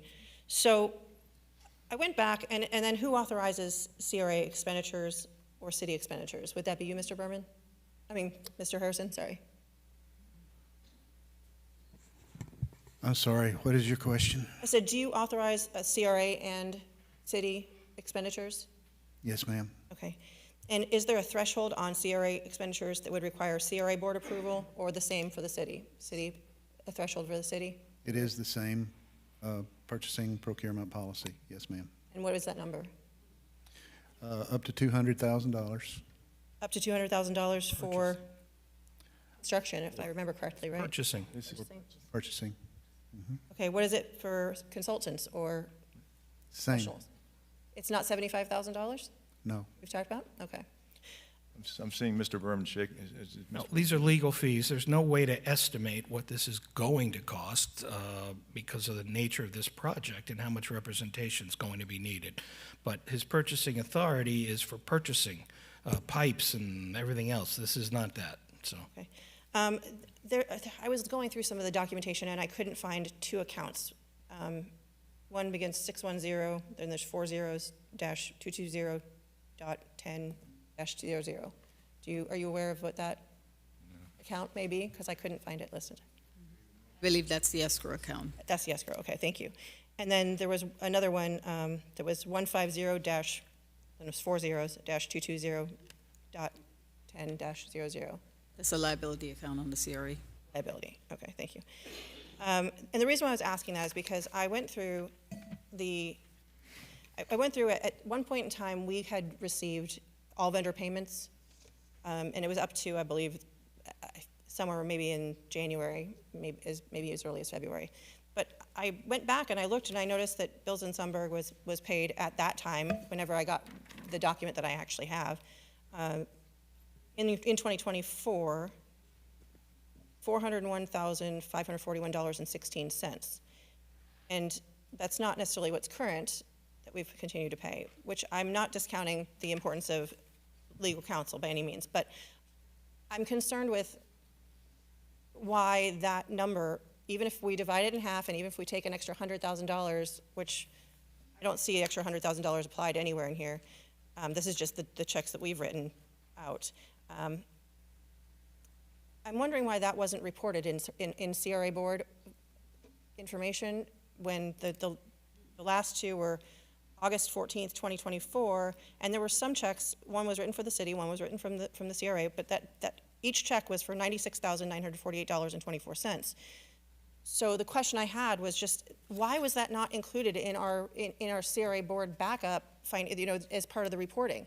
It says professional services. I understand legal counsel may be different, but doesn't the CRA board or the city commission have a right to know how much we're spending on this project? So Commissioner Fessick, we would be happy to look into that for you. I can't answer the question on the spot. I'm not sure what you're looking at, what period, when it was incurred versus when it's paid. All of those things come into play. So if you'd like to provide that information to me, I can certainly look into that with the CRE staff. Absolutely, I will.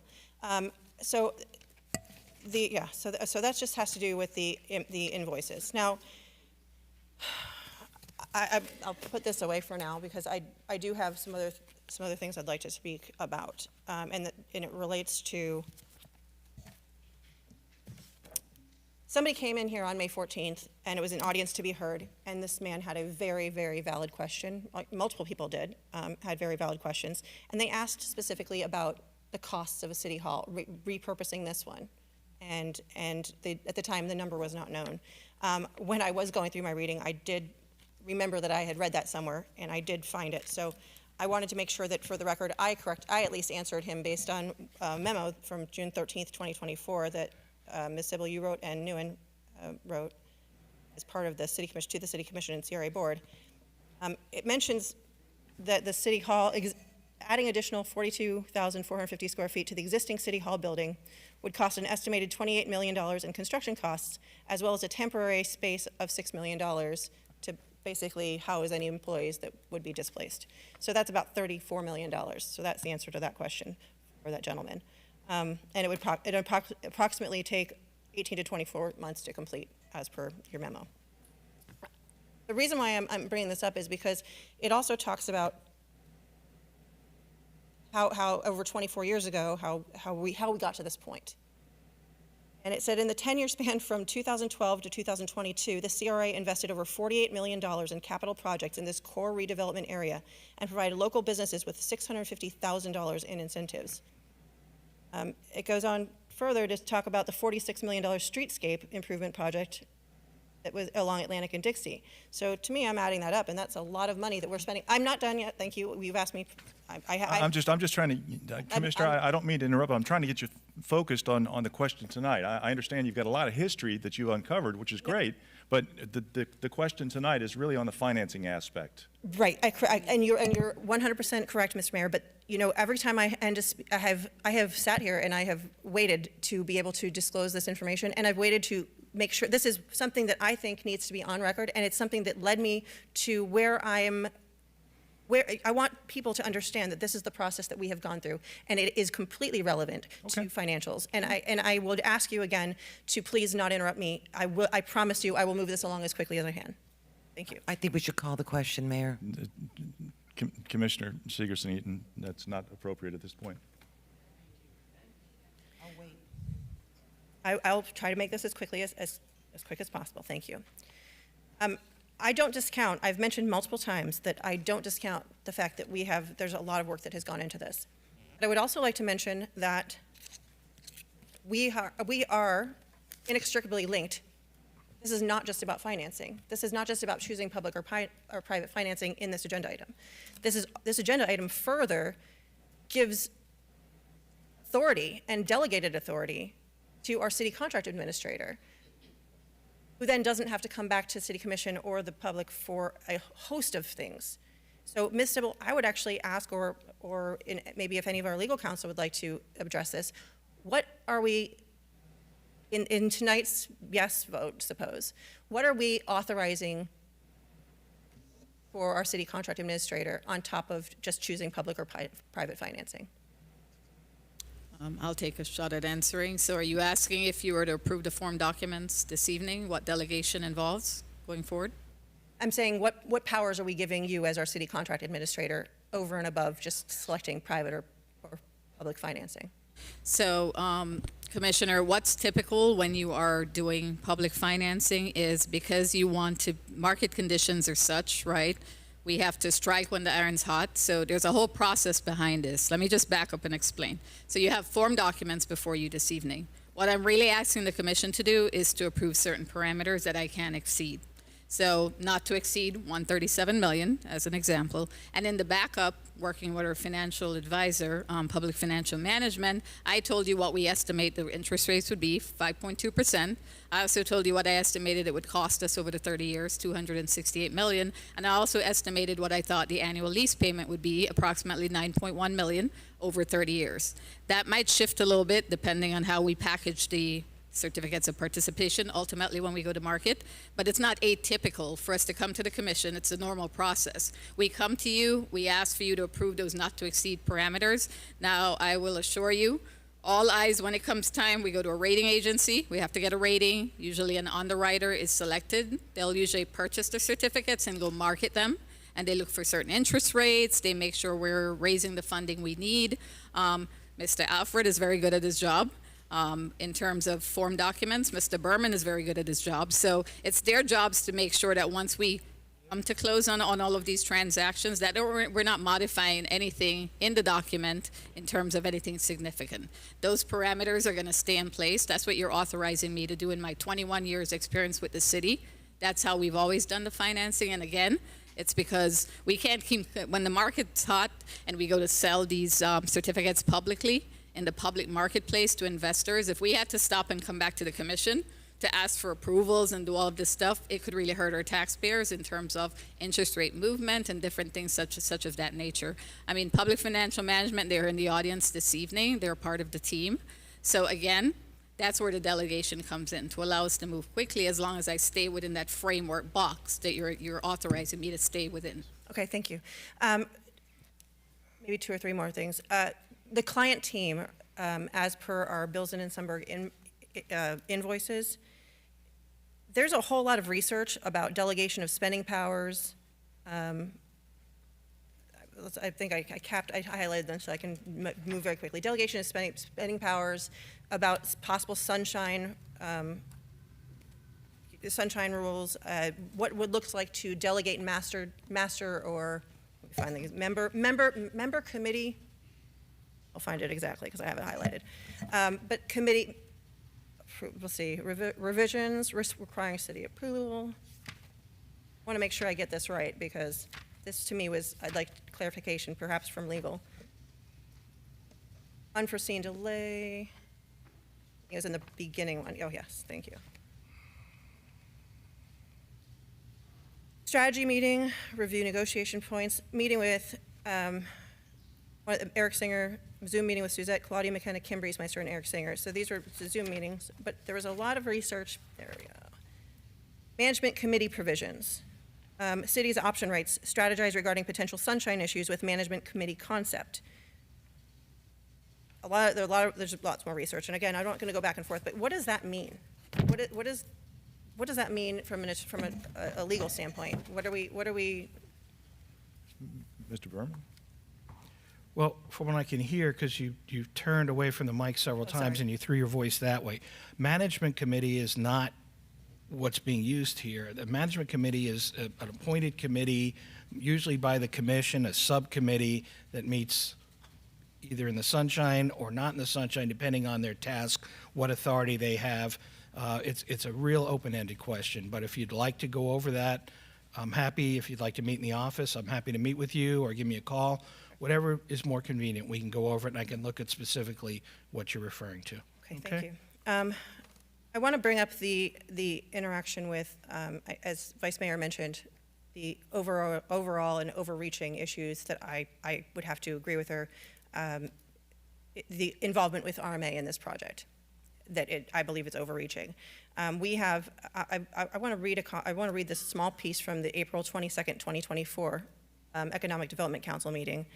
And Ms. Briesmeister stated as part of the minutes, so this is nothing that how important it is that the Economic Development Council gets everybody up to speed. But her quote was, it's more important that you lend your expertise from an economic development perspective to elected officials and the public. Further, the part that was really, really concerning to me was that, it says, Ms. Briesmeister continued stating, so the agreement should never be looked at once this agreement is in place. That's it, we are done, nobody can change anything. When we're undertaking such a large-scale project, that's concerning to me because at every step of the way, the city should have the ability to look through things again. More concerning was in the August 2024 EDC meeting for an innovation upgrade. It said that we are in that quiet stage where there's a lot of acquisition going on, which obviously is not a public subject. We want to get into detail. But what the goal is to site City Hall and the Pat Larkin Center. Further down, says, quite frankly, there are still a lot of properties out there that are not positive, and that's causing a challenge. In order to get people to come in here and build, whether commercial, residential, or to own restaurants, we do have the socioeconomic issues we are facing in terms of homelessness, blight, and crime, and all the other things we have and the Northwest has been facing for a very long time, which I would agree with that portion, okay? The problem I have, though, when I started going through additional documents and I started reading through these things, I kept seeing the same names over and over and over and over and over and over again. And our legal team, I would think it's a conflict, but our legal team, the outside counsel, one of them was a former attorney for the city of Miami Beach, which is tied in with RMA and other projects. RMA has a long history with ULI, which is Urban Land Institute, and Bills and Sundberg. There's a lot of concern where it seems like there's a lot of friends there, and it just gave me pause when I started to go through and I'd see the same names over and over again.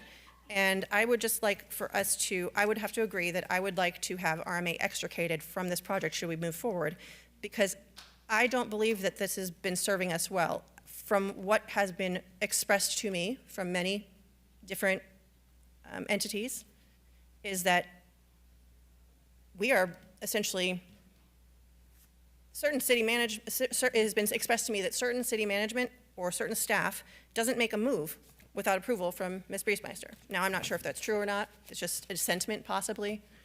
But it's something that is concerning to me. And given the way that I have been treated since day one walking in here, I have a huge, huge issue with this. The last thing I'll bring up, and that's why I said I'll make sure that it's said. I have done an exceptional amount of research. I trust that there's very, very smart people in the room. I just feel that this project, there has been many a presentation, but there has been no presentation that I have seen now or in the past year. I've gone back and watched city commission meetings and special joint council meetings, and there has been not a very clear discussion or workshop on the actual nuts and bolts of this, at least that's public facing in any way, shape, or form. Glazing over waterfalls and glazing over some topics is not the way that I believe we should be doing things. So I'd really like to get more clarification, and so I would sort of just move that we table this until we get those financial transparency that we are looking for.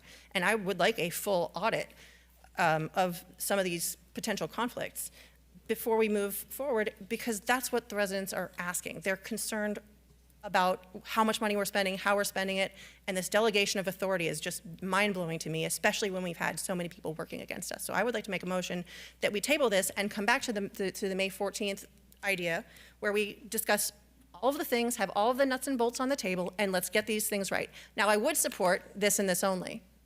I would support if we were to singularly take out, are we going to publicly finance or privately finance? I would 100% vote to choose public financing, as long as we take out the absolute rest of everything else related to delegated authority, because I believe in saving the taxpayers' money.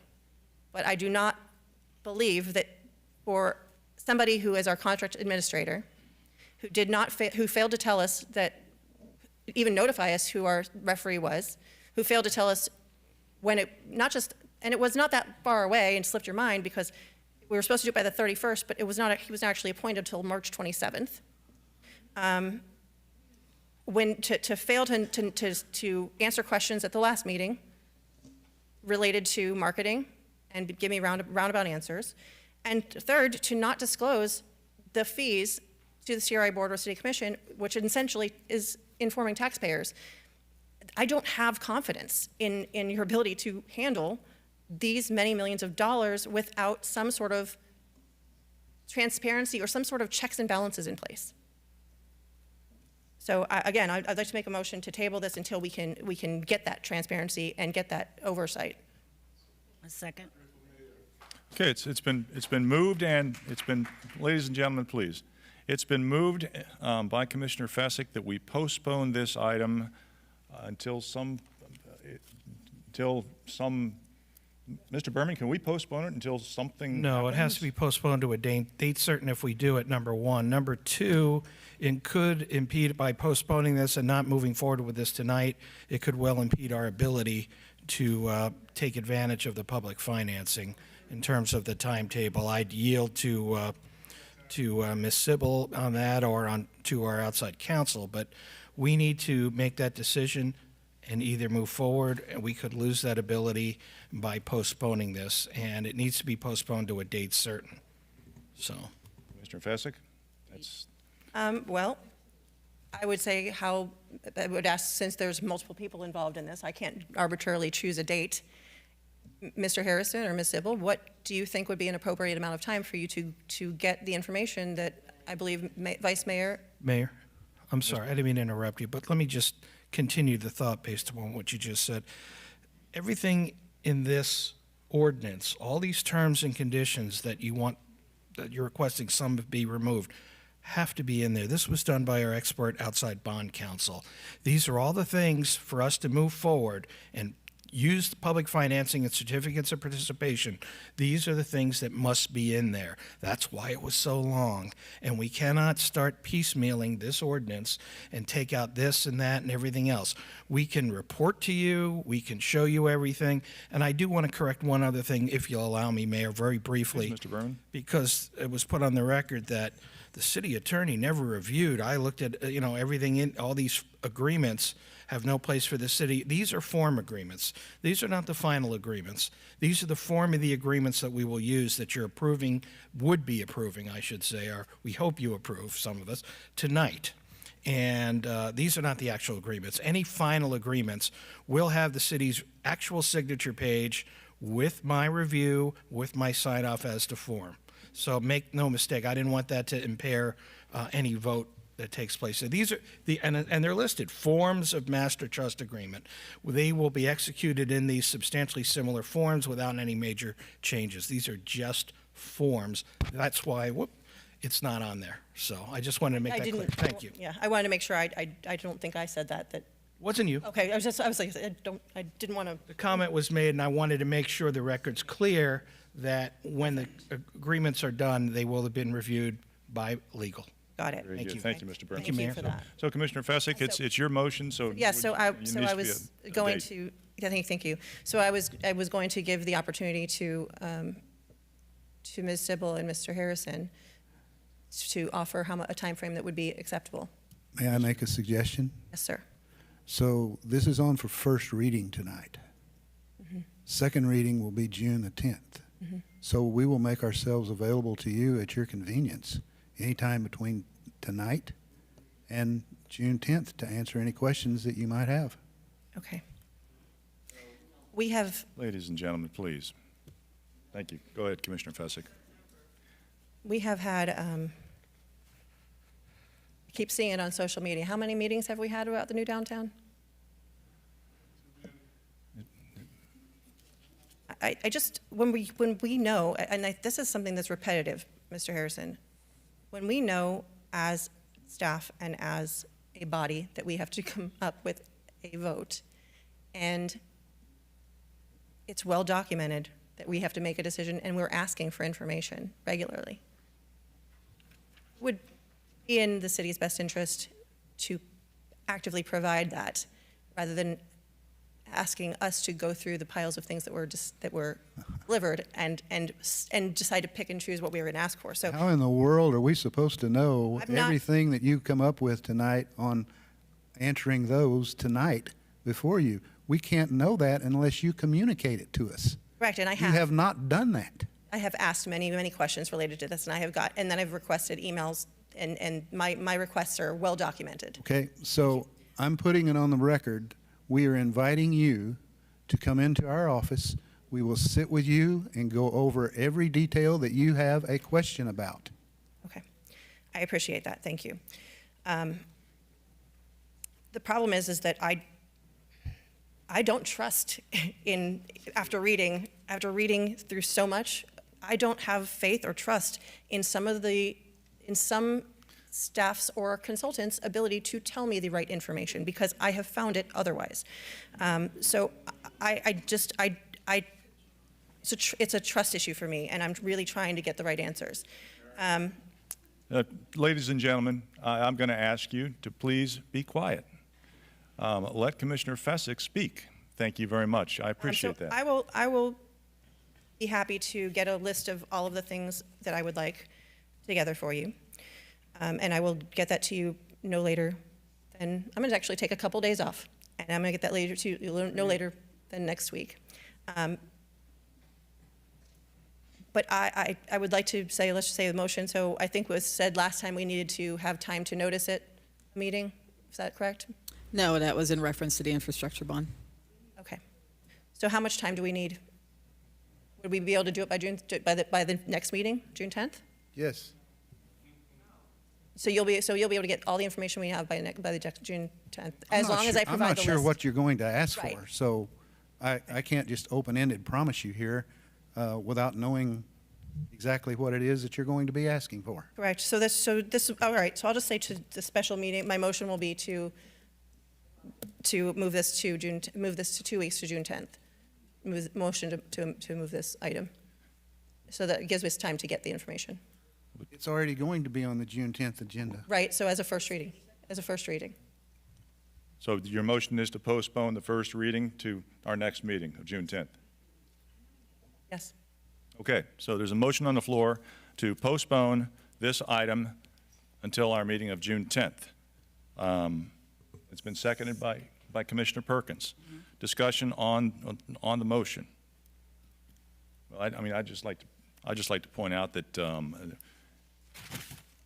we have the second reading on June the 10th, and if it gets voted down on June the 10th, it doesn't happen. Just like if it gets voted down tonight, it doesn't happen. Any questions you have, or any of us have, you can take it up with the city manager, city staff. They are available. I mean, Mr. Harrison just made it clear. But if any of us do not believe the information is accurate or verified or is truthful, then it doesn't matter how many meetings get scheduled or how many times this gets postponed. It would be pointless to entertain that kind of a just a repetitive, okay, well, I don't believe you, tell me more, I don't believe you, tell me more, I don't believe you, tell me more. So I'm just just putting my 2 cents out there. So I'm not going to support postponing it. I think we all have a second bite of the apple on June the 10th. If you don't want to support this, let's vote and find out what happens. But to postpone it just to get more information, we've got no more than 2 weeks, almost 3 weeks to get more information. And I'd like to also point out that we have had this information. Ms. Sybil, when did we first get these bond documents? April 25th. April 25th. So we have had this information since April the 25th to digest, investigate, pick apart, ask questions of. So yeah, we've had this stuff for quite some time. So that's just my feelings. I'm not going to support it, but still, just further commission discussion on the motion to postpone. Seeing none, let's go ahead and call the roll. I'm sorry, Commissioner Fessick, do you have something to say? No, I just would say that, yes, we have received information, but it was not publicly disclosed as easily so that the general public could understand that. It was not broken down in a presentation after presentation after presentation. It was just shown as, again, I hate to say it, pretty pictures. We should have had a full disclosure in a public forum or a full workshop in a public forum regarding this, not just providing this very complicated information that by rights, we as a city hired outside counsel with a proficiency in this specific P3 application. Like, we needed help. So you're going to expect me as a non-attorney, you as a realtor, it's like we're supposed to understand all of this and all the financial implications, aside from Vice Mayor, who's like a whiz at math. I don't know that we could always do that without having that guidance. And that's what that's what I'm looking for. I'm looking at for the guidance that we actually can make sure we can explain this to our residents. And that has not been provided. Thank you. Very good. I just like to follow up. I just like to point out that, yeah, I'm not a bond expert. I'm also not a sewer expert. I'm also not an expert at city management. I'm not an attorney, but the city, they have expertise in all of these areas. And if they don't have the necessary expertise, they actually can go out and hire additional experts, because as Commissioner Fezzik, as you just pointed out, the city even needed extra help on this issue because it is so complex and there's so much to it. So I have faith that we have experts that do know a lot about this kind of stuff, and also we have experts who know enough that they realize they don't know enough, so they hire more people. So I don't expect myself to be an expert in everything that goes on in the city, but that's why we have a city manager form of government, and it's up to him to run the city, and he's done a pretty good job over the past, 12 years, something like that? I mean, we've gotten an awful lot of accolades from around the world, but that's fine. So further discussion on the motion. Vice Mayor. Thank you. So there's clearly a divide here. There's some of us who feel frustrated with the process, frustrated with the players, and think more time is not going to help change any of that. I think what's going to change that is some action by our city manager to actually make some changes to show us that he's listening to us and that he understands that picking the right path forward is important if this is going to succeed. So I don't like how you're speaking to Commissioner Fezzik. I know you're frustrated. Everyone in this room can see your body language. I get it, but she deserves respect. And I also don't like being treated like children when you're telling me that, okay, maybe next time we'll bring you something small like an infrastructure bond. Don't you dare bring me an infrastructure bond until we have a palatable plan for the civic buildings. So don't treat us like that. What you need to do, no, I'm still speaking. What you need to do is take the actions that we're begging you to take to get rid of RMA off of this project and to start listening to the residents in a different way and to listen to us and treat us with respect, and then maybe we'll find a path forward. It's not that hard to do the right thing. It's really not. Just do it. Further discussion on the motion. Seeing none, let's go ahead and call the roll. Commissioner On the motion. Yes. Commissioner Perkins. Yes. Commissioner Segerson-Eaton. No. Commissioner Smith. No. Vice Mayor Fournier. No. Mayor Harden. No. We're back on the original item. Further commission discussion. Yes, Mayor. Commissioner Perkins. I have about 6 or 7 pages here.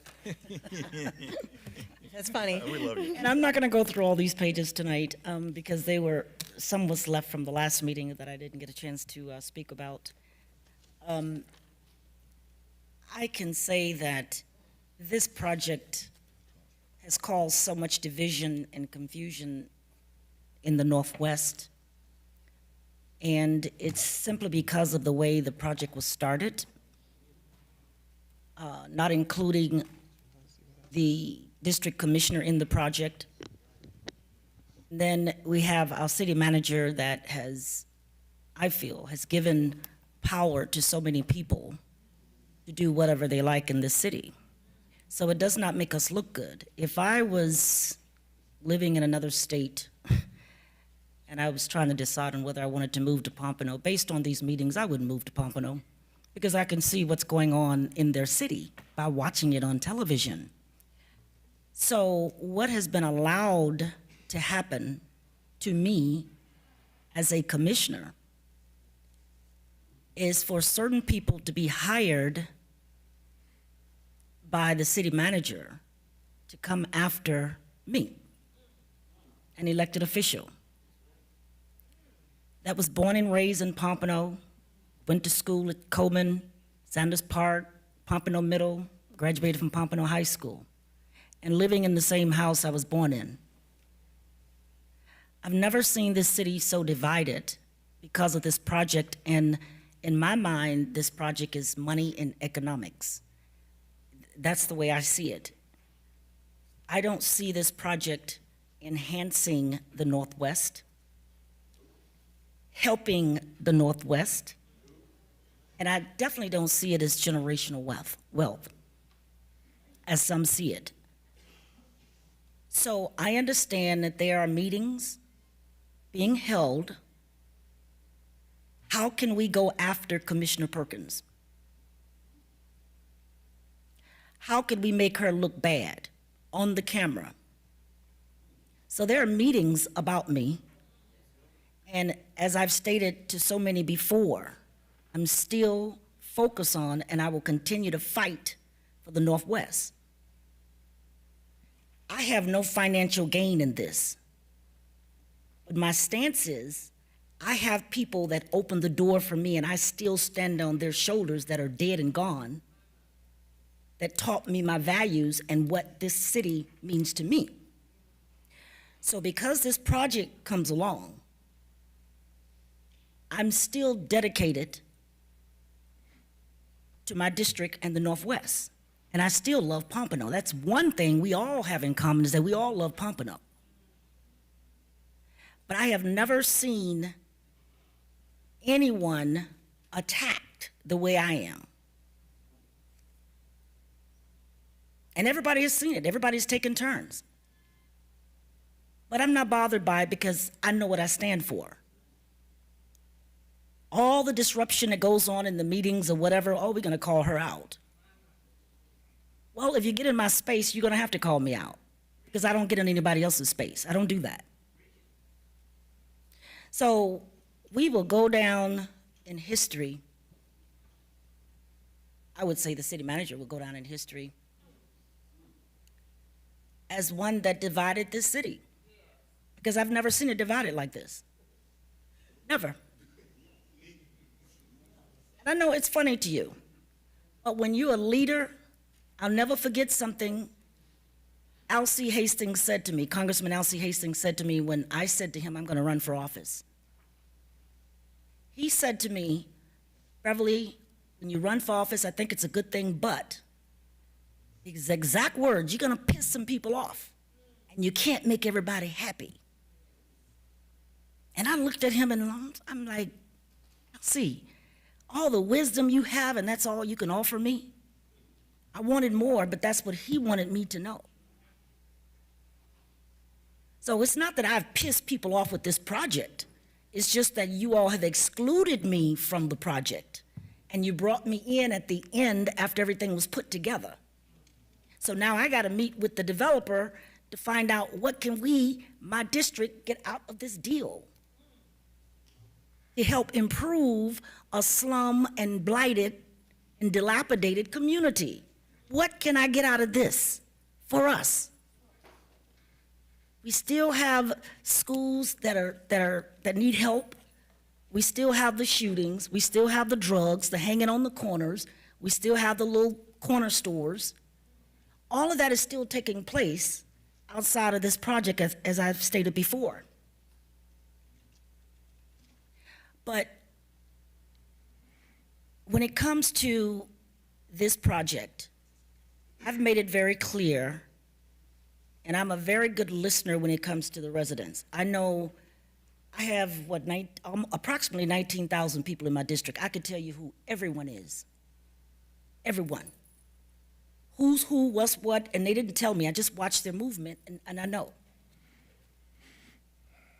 That's what I'm supposed to do. So in listening to the people in my district, in District 4, the majority of them said, including his wife, they do not want the E. Pat Larkin Center torn down. But then when I read the summary back up here, it says, as part of the MDA, the City Commission CRA Board approved and hereby committed to the construction of a new city hall, parking garage, and E. Pat Larkin Center. civic facilities. So you're saying there, you're going to rebuild, and I'm reading from what I have here in my backup, you're going to demolish and rebuild the E. Pat Larkin Center. And you want me to agree to this? Okay, but then you go down further and you said, as there does not appear to be support for the construction of the new E. Pat Larkins building. So you're saying two different things. And I'm supposed to vote on this. And then when I read further on here, it says that you're going to build, I guess, a educational center. And then it says we're going to have a college resource center. I don't even know where that came from. I've asked twice, where did you come up with college resource center? Now, the paper that was given to staff as to the committee that I met with, we've dissolved the committee because we thought this was all over. You have given that sheet to all of your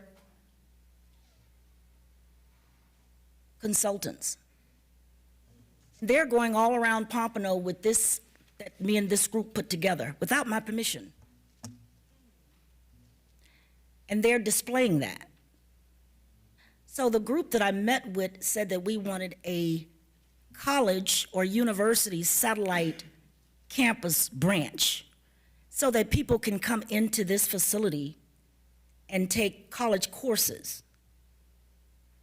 We never said a college resource center. I don't know where that came from. All of this is in there. So we're saying one thing, and then when staff gets together, they say another. And I understand what Commissioner Fezzik means when she says, I don't trust you all. You want us to do all these things behind the scenes, but when it comes before the camera, it's like we got it all together and we're doing it the right way. And that's not always so.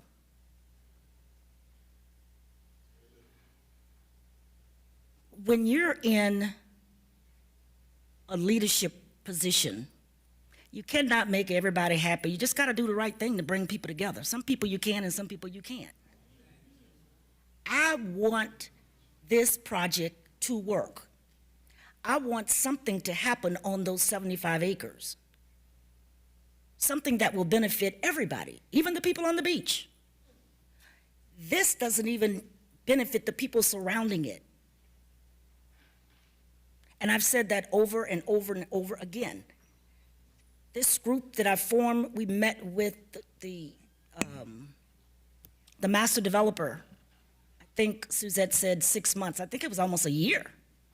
We got absolutely nowhere. We couldn't get answers. We couldn't get this. We couldn't get that. We just didn't get anywhere. Trying to pull to get information, tell us something. Because staff wasn't connecting with me. Staff wasn't telling me anything.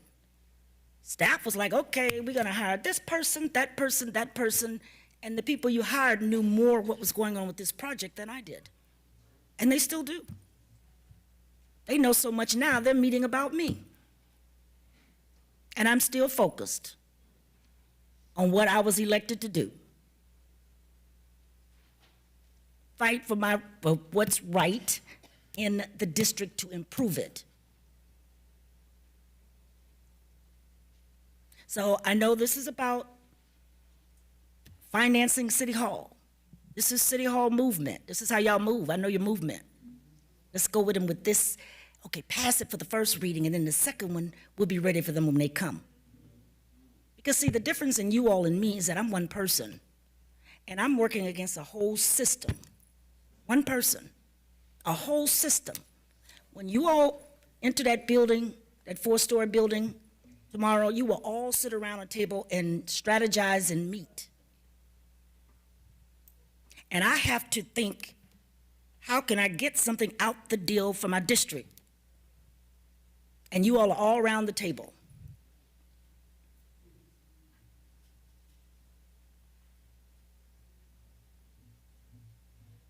So, Mr. City Manager, I know it doesn't feel good Sometime I don't, sometime I do.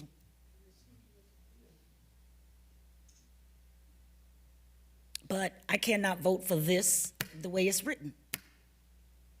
Because you're telling me here, we're going to build a new E.Pat Larkins building. And not only that, in this backup, it said, probably can't find it now, it said limited renovation for the E.Pat Larkins. So where did you all come up with limited? Why does it have to be limited if you're going to renovate the existing E.Pat Larkins building? Why is it limited?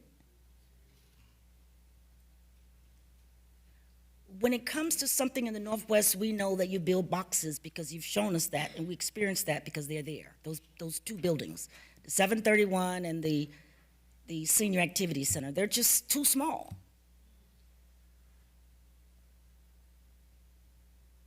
So what's driving this, I guess, is the new City Hall. I don't have an issue with that at all. If you want a new City Hall, I'm all for it. But I'm not for demolishing the E.Pat Larkins building at all. We seem to can't make that clear enough. But in this document you want me to vote on today, it's saying that you're going to fund that. Tell me different. Am I reading it wrong? Mr. City Manager, Suzette, am I reading it wrong? Saw the Vice Mayor motioning, Sorry. so I don't know who you want to go first. Do you want me to? I'm sorry, just explain it to me so I can understand which is it, because I just had it pulled up here. Hold on. Okay. I'd be happy to, Commissioner Perkins. Yes, but you explain it. So I think the confusion is because now we're taking the items one at a time. And what we had discussed with you previously is that, you know, some of the residents did not support demolishing and building a new Larkin Center. So what we had said was we were going to leave the money in there for new. But what we had discussed and we had on the dais last time is that we agreed to go up to 1.5 million to renovate the existing center, and the dollars for that would come out of the 10.3. Ultimately meaning that next year when we go to market, we wouldn't have to issue 10.3 million in bonds. We would just issue what's needed for the renovations. We did leave the door open for you, meaning that if you change your mind for whatever reason, I'm just saying I left the option open, that a resolution would have to come back to the commission if you wanted to reconsider doing a new center. And that's how it was drafted initially in the master project resolution item, and that's how we framed it. Relative to the College Resource Center. So let me ask you a question. So at this point, I don't need you to leave the door open for me. We've made it very clear that we do not want the building demolished. And then how do we come up with I think you said 1.5 million to renovate? Is that, did I hear you correctly? 1.5 million. You said 1.5 million to renovate. So why do we put a number on that? Who put the number on it?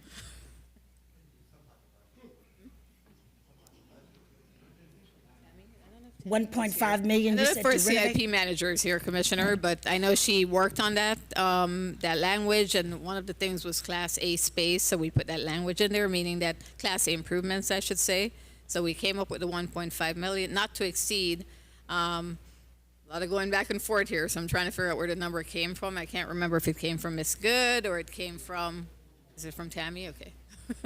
Yeah, no, Tammy did work with well, she did speak with me about it, but I just wanted to know, how did you come up with that number, and why did they have to be a number? I thought it actually came out of a meeting you had with the developer most recently. That's my recollection. No, not the developer, no. Mr. Johnson? Oh, no, the developer I never talked about, that I could remember, the renovations. Mostly it was Dr. Good.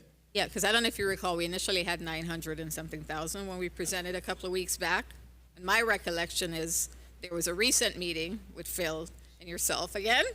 Get beat up here. The 1.5 million was put out there in addition to making sure the improvements were probably not using the right term that Ms. Tammy Good would use, but Class A type improvements in terms of the finishes. So that's what, when we had put that amended resolution on the dais, at the last meeting, we had amended it to include the 1.5 as well as the language that we would commit to Class A improvements. Okay.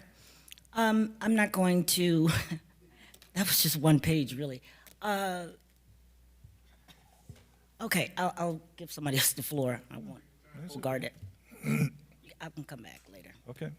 Further Commissioner, Vice Mayor? Thank you. Sure. So I hear you, Commissioner Perkins, like the confusion, the back and forth, all of this is frustrating. Like, it's interesting because you're like, City Hall, I don't have a problem with that. My residents have a problem with City Hall. It's interesting how different parts of the city have different problems with this project too.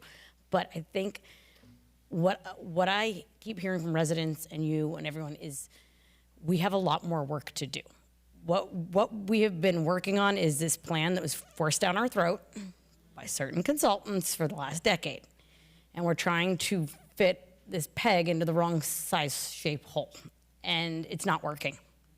It's all spilling out. It's not happening. You're frustrated. The residents I represent are frustrated about certain parts of this plan. So I agree with you. We have a lot more work to do, but it's clearly time to do the work and for us to be heard and engage and to start trying to build some trust amongst ourselves and amongst city staff.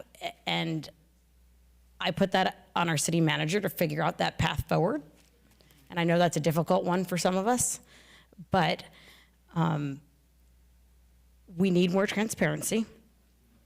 And that starts with getting the right people in the room and the wrong people out of the room. So from my perspective, I can support this tonight, but I can't support the concepts for the civic buildings because they are so far from what the residents I represent would want, with just putting another city hall right across the street. To them, it's a waste of money. So for me, if we're going to do this, I think we need to, like I said, get a real community outreach firm to you're owed that, Commissioner Perkins. You're right, you were one person. You were owed a real firm to go out there, an independent firm, to go out and help you do some of the work too. Get you the data to back up what your residents want. And we need to do that. We owe that to the community. There's no way we can do a project this size based on hiring the consultants that RMA has suggested or pushed. So that has to be done. And I personally think that we need like a new civic, if we're gonna do this, then we need a new civic campus, not just a city hall. It needs to be a statement civic campus. Maybe it's the E.Pat Larkin Civic Campus and there's multiple buildings in it. Maybe the police headquarters or substation we've been begging for is there, just like Miramar has a police headquarters there. And they have, there's a theater at some of them. We need to think out of the side of the box to how to actually create value for the community, not just plop another city hall across the street. So I think, personally, I will support the financing part of this because I don't want to pay Phil more money, but it's time for like some kind of workshop where we take a couple steps backwards and talk about what this could look like that could actually meet the needs of the community, give them not a box, but something to really be proud of, and also meet the needs of, I know, District 1 and District 3 residents who are not excited to be spending this much money on what they view as a replacement for something that's right across the street. So I would suggest that, like I said, I will pass this, but we need to really regroup on the plan with the right people in the room. Very good. Further commission discussion. Commissioner Fessick. I just did the numbers really quickly, but I just want to make sure that I'm correct. We are committing to 116,000 square feet as part of new City Hall project, correct? Correct. And what was the cost for the new City Hall? 70.6 million. 70.6 million? Okay, 70. I just want to divide by 116. So that's about $608.62 per square foot. By 608.62. So Commissioner Perkins, at 1.5 million for E.Pat Larkins, you'll get about 2,464 square feet, according to our numbers of construction. 2,464 and 15, yeah, a little bit, about 2,500 square feet. That's per the numbers we're getting. This is, if 608 is a number, that's a lot. Whether it be renovations or additions of a building, and I'm sorry, Commissioner Sigersini, if you have something to say, please say it into the microphone. I am tired of hearing you in my ear. Thank you.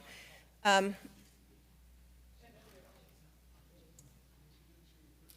have said. Excuse me, I didn't hear Commissioner Sigerson Eaton, but she's speaking. I'm sorry? I can't hear her.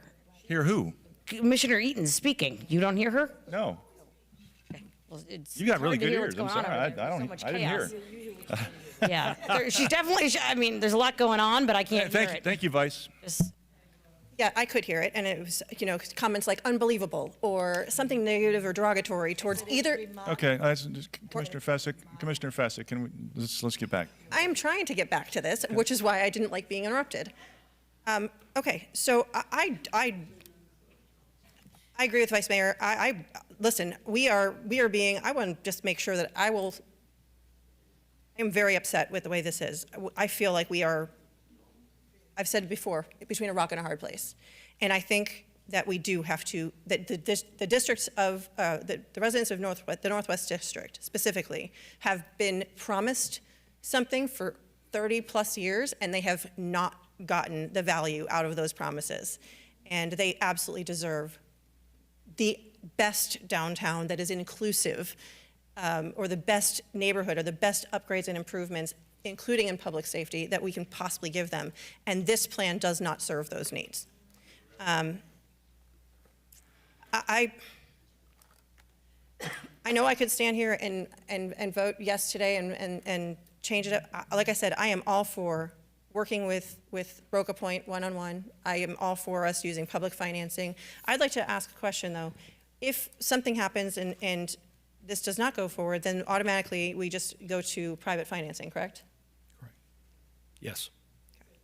So we either postpone this another week, or 2 weeks, rather, and we take those 2 weeks to get this right, or no matter what, by being in this position where we are asking for clarity, transparency, and we are asking for truly working together, begging for it, it will move on without us, and then essentially we would be punished for asking for that transparency. And essentially through motions of staff, we would be charging our taxpayers an additional $100 million. Is that correct? It's public financing. We'll save us $100 million. Right. Yeah. That's my concern is who or what or how, with all of this extra money we have spent with special legal counsel, how did we find ourselves in this position where we are undermining city commission approval? That is a question. Mr. Berman's raising his hand. Mayor. Mr. Not undermining city commission approval. The normal contract would have the developer pay for it and the city make lease payments. We were astute enough in our outside counsel and the people dealing with this, and the developer was gracious enough to allow us an opportunity to self-finance through public financing in order to save money. If that opportunity came up, they said, okay, you can go for it. And that's what we're asking tonight. Again, we've ordered the meal. The question now is how we're going to pay for it. And we could do it one way that will cost money, or another way. That this is not, do we like it? Do we not like it? Do we want it? That's already been determined. So that's where we are at this point. Okay. We have ordered the meal, and we have to pay for it. I understand that. Ladies and gentlemen, please. I would like to see this in a different form come back at us. And I would like to see this from a financing position with I would like less delegated authority. I would like less consultants in on this project. And I would like the power to essentially to be put back into the city commission's hands so we can work one-on-one with the developers, because I actually did ask that question. How is this usually done?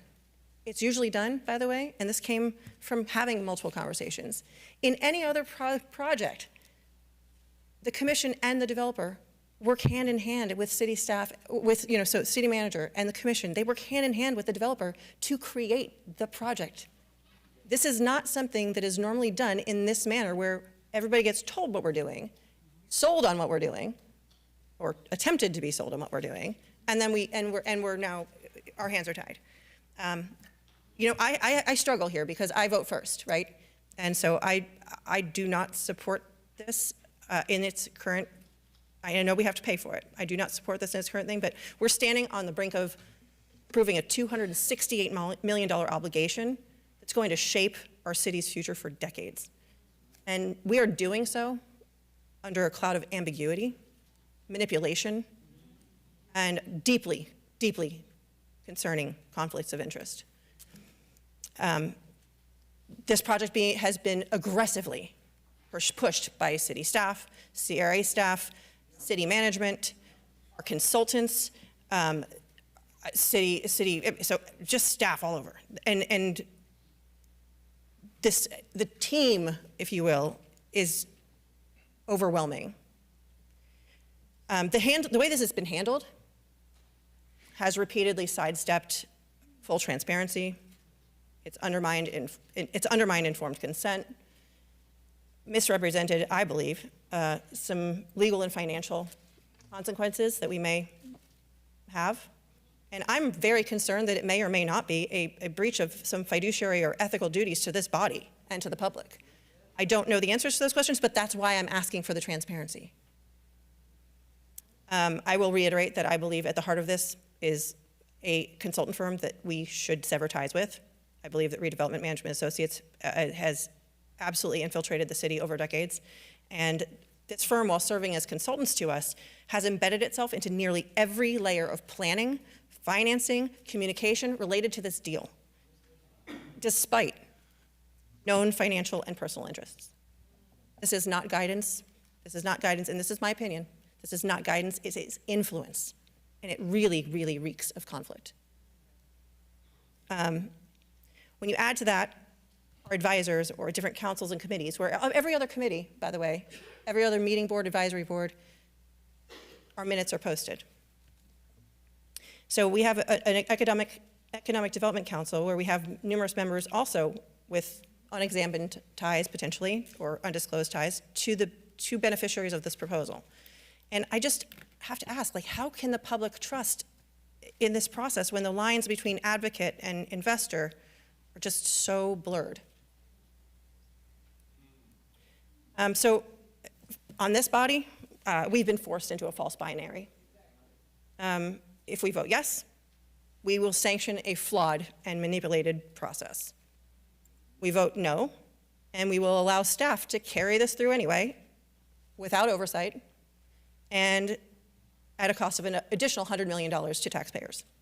And in my opinion, that is not governance, that is coercion. I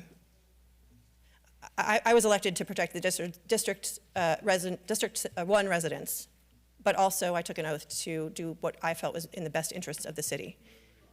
And I was not elected to rubber stamp a financial commitment or pay for the meal that I didn't ask for. This is a commitment that I feel has been steered by insiders, and I cannot dignify this moment by agreeing to this when I feel that this has been so fundamentally compromised since day one. So by saying this, I want to make sure that it said this is not an act of defiance. This is an act of love, and sometimes as a mom, we have some tough love, and it is an act of duty.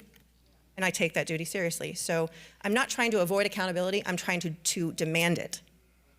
And I am 100% demanding that on the behalf of the citizens of Pompano Beach.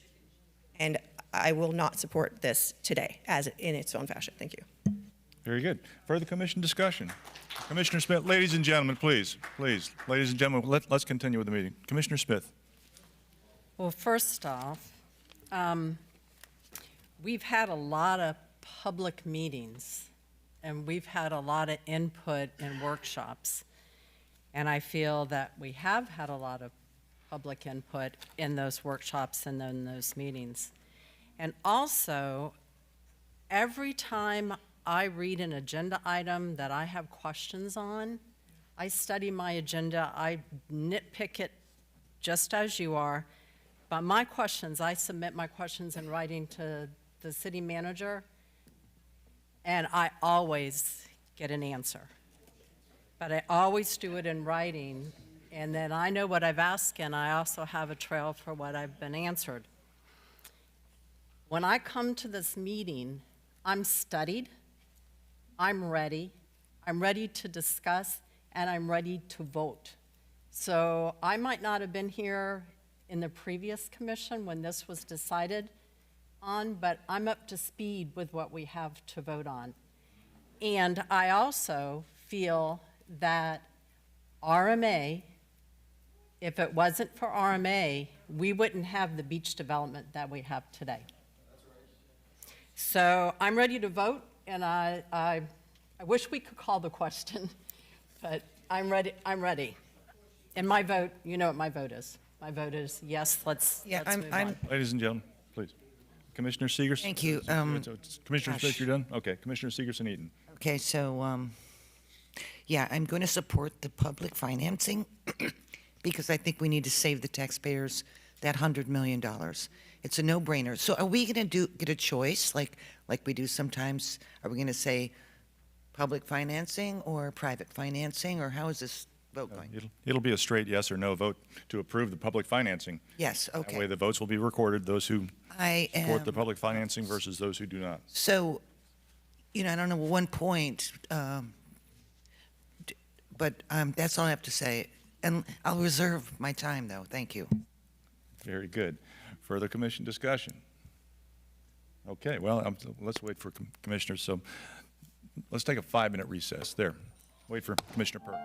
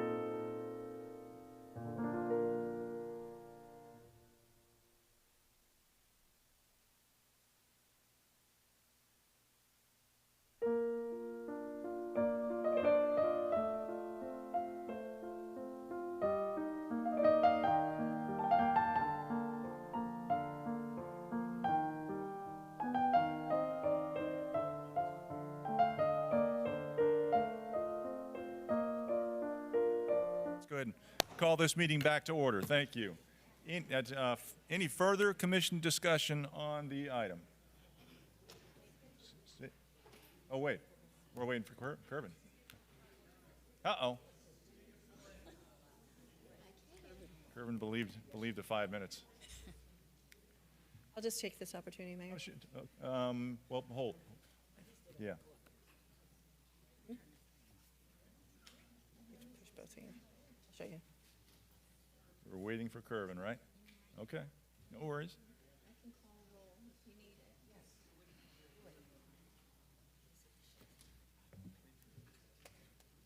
Checking on.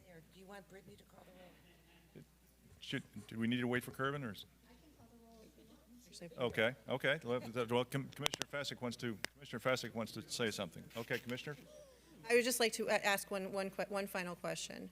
So if this passes tonight, you will see it again on June 10th, correct? Okay, thank you. Very good. Okay, nothing further? We've got Kervin back in the hot seat over there. Thank you. Let's go ahead and call, wait. Yes. Okay, we're good to go. Very good. Let's go ahead and call the roll. Commissioner Fezzik? No. Commissioner Perkins? No. Commissioner Sigerson Eaton? Yes. Commissioner Smith? Yes. Vice Mayor Fournier? Yes. Mayor Harton? Yes, thank you. All right. That takes us up to audience to be heard, additional audience to be heard. We should have five speakers left? Actually, we have 3 speakers, Mayor. 3? Okay. First speaker, Robert Reese.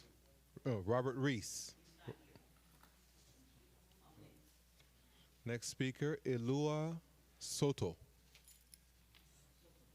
Toto.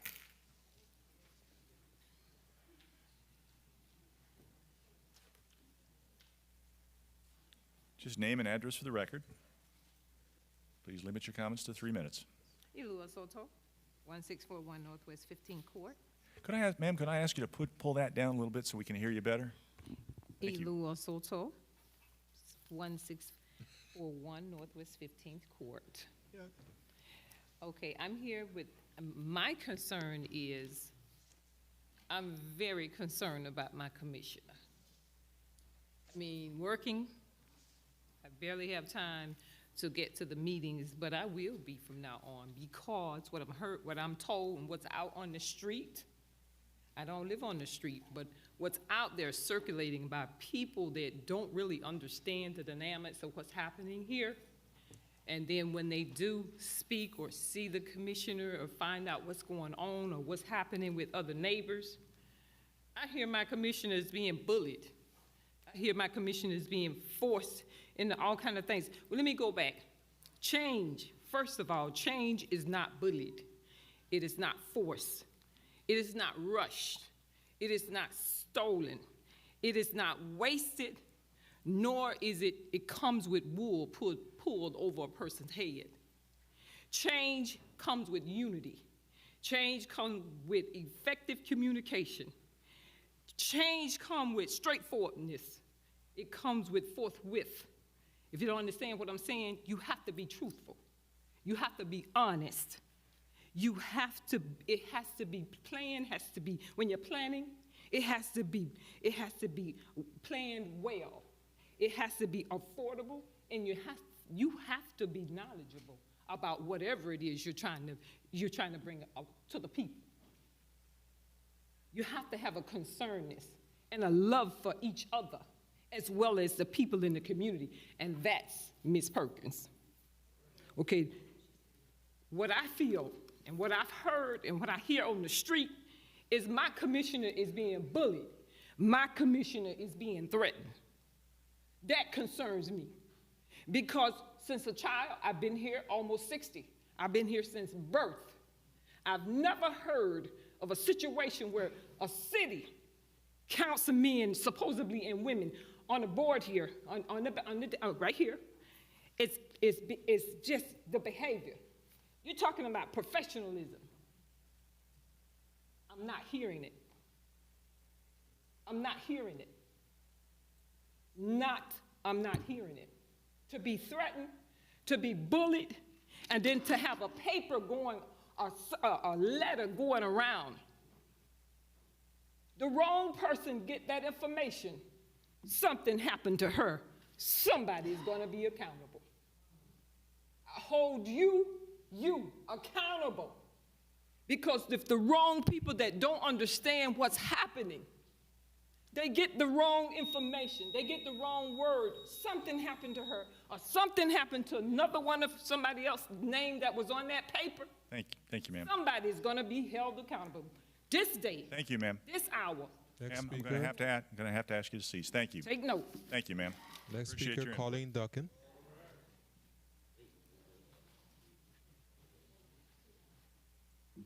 Good evening, everybody.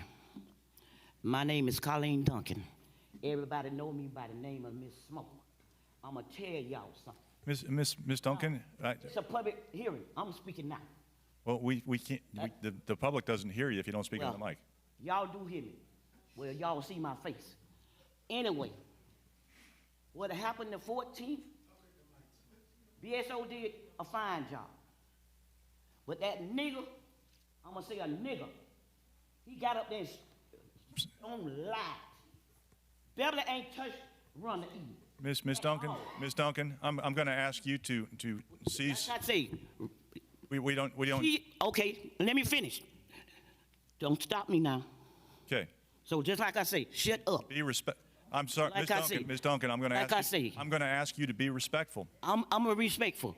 So just stop using my time and shut up, because I'm talking. Miss Duncan. So just like I said, May 14th, whatever that went around, they told a lie on Beverly. And Rhonda, you know they told a lie on Beverly. Rod, Philip, he ain't nothing but a liar. And I say it in his face. And you, Suzette, you know good and darn well Beverly ain't threatened that lady. I don't know why y'all going around here with this foolishness. But just like I said, wait a minute. Just like I said, Rhonda, if you yell in my ear, you're going to peel your motherfucking ear off. Okay, it's good you're done, Miss Duncan. I don't have to remove you that way. Next speaker. That concludes audience to be heard. Great finish. Way to send out the threats. That's fine. Okay. Okay, that brings us up to, that ends audience to be heard. That ends audience to be heard? That concludes audience to be heard, Mayor. Yes. Okay. Thank you. Very good. Our next scheduled meetings, we got June 10th, 2025 at 1 p.m., a regular City Commission meeting, followed by June 24th, 2025 at 5 p.m., that's a budget workshop, and June 24th, 2025 at 6 p.m., a regular City Commission meeting. That takes us up to reports. Mr. Harrison, any report? Yes, sir. So, BSO is having a teen safety symposium at the E. Pat Larkin Center on July 8th. In addition to a learning experience, the participants will earn community service hours that can be used to fulfill their high school graduation requirements. So that'll be at the E. Pat Larkin Center on July 8th. We have an award-winning department, the Communications Department, won the American Marketing Association's Digital and Social Media Campaign of the Year award for its Love Always Pompano campaign, an economic development initiative that boosted local business patronage through special consumer offers while also strengthening community goodwill and support. Very good. Marilyn, do you have that award? Would you come up here and show it to the commission? All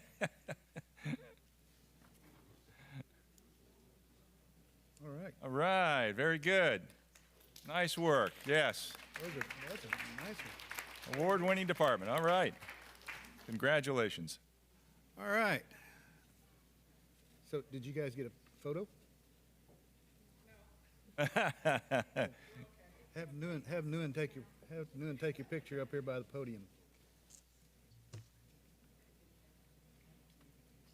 Charles, it didn't happen if there's no photo.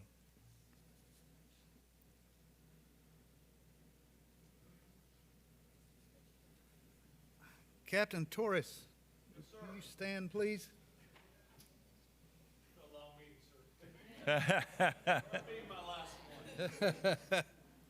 So, ladies and gentlemen, Captain Torres will be retiring this Friday, May 30th. Here, Captain Torres started his journey in 1983 as a United States Marine. During his time in the Marine Corps and Marine Corps Reserve, he served in Desert Storm and in Desert Shield. He was also a drill instructor on Parris Island. Wow.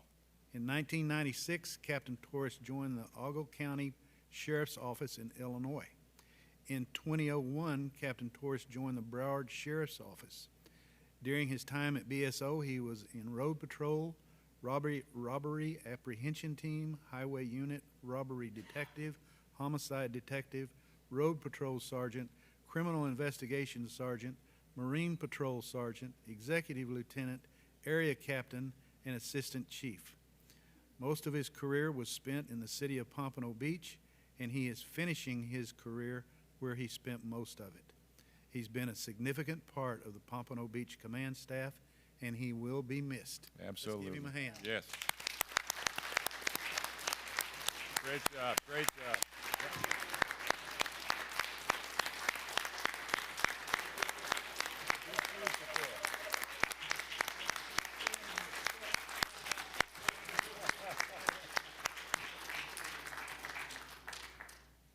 Big shoes to fill. Thank you. Thank you very much. That concludes my report, sir. Very good. Thank you for that. Mr. Berman, any report? I think you've heard enough from me tonight. No report, thank you. Very good. Mr. Alfred? I too have no report, but I'm going to ask that every commissioner leave behind their tablets. Just have to make a quick update to the Granicus I Legislate app, and I'll have it ready first thing in the morning. Okay, leave our iPads. Very good. Thank you. City Commission, Commissioner Fessick. I'll keep it brief. Captain Torres, I hope you have a fantastic retirement, and I will see you on the beach. And thank you for everybody who has provided insight over the past several months. I just want to take the time to let you know that I am listening and your voice is truly appreciated. So thank you so much. Have a great rest of your evening. Very good. Commissioner Segerson-Eaton. No report, thank you. All right. Commissioner Smith.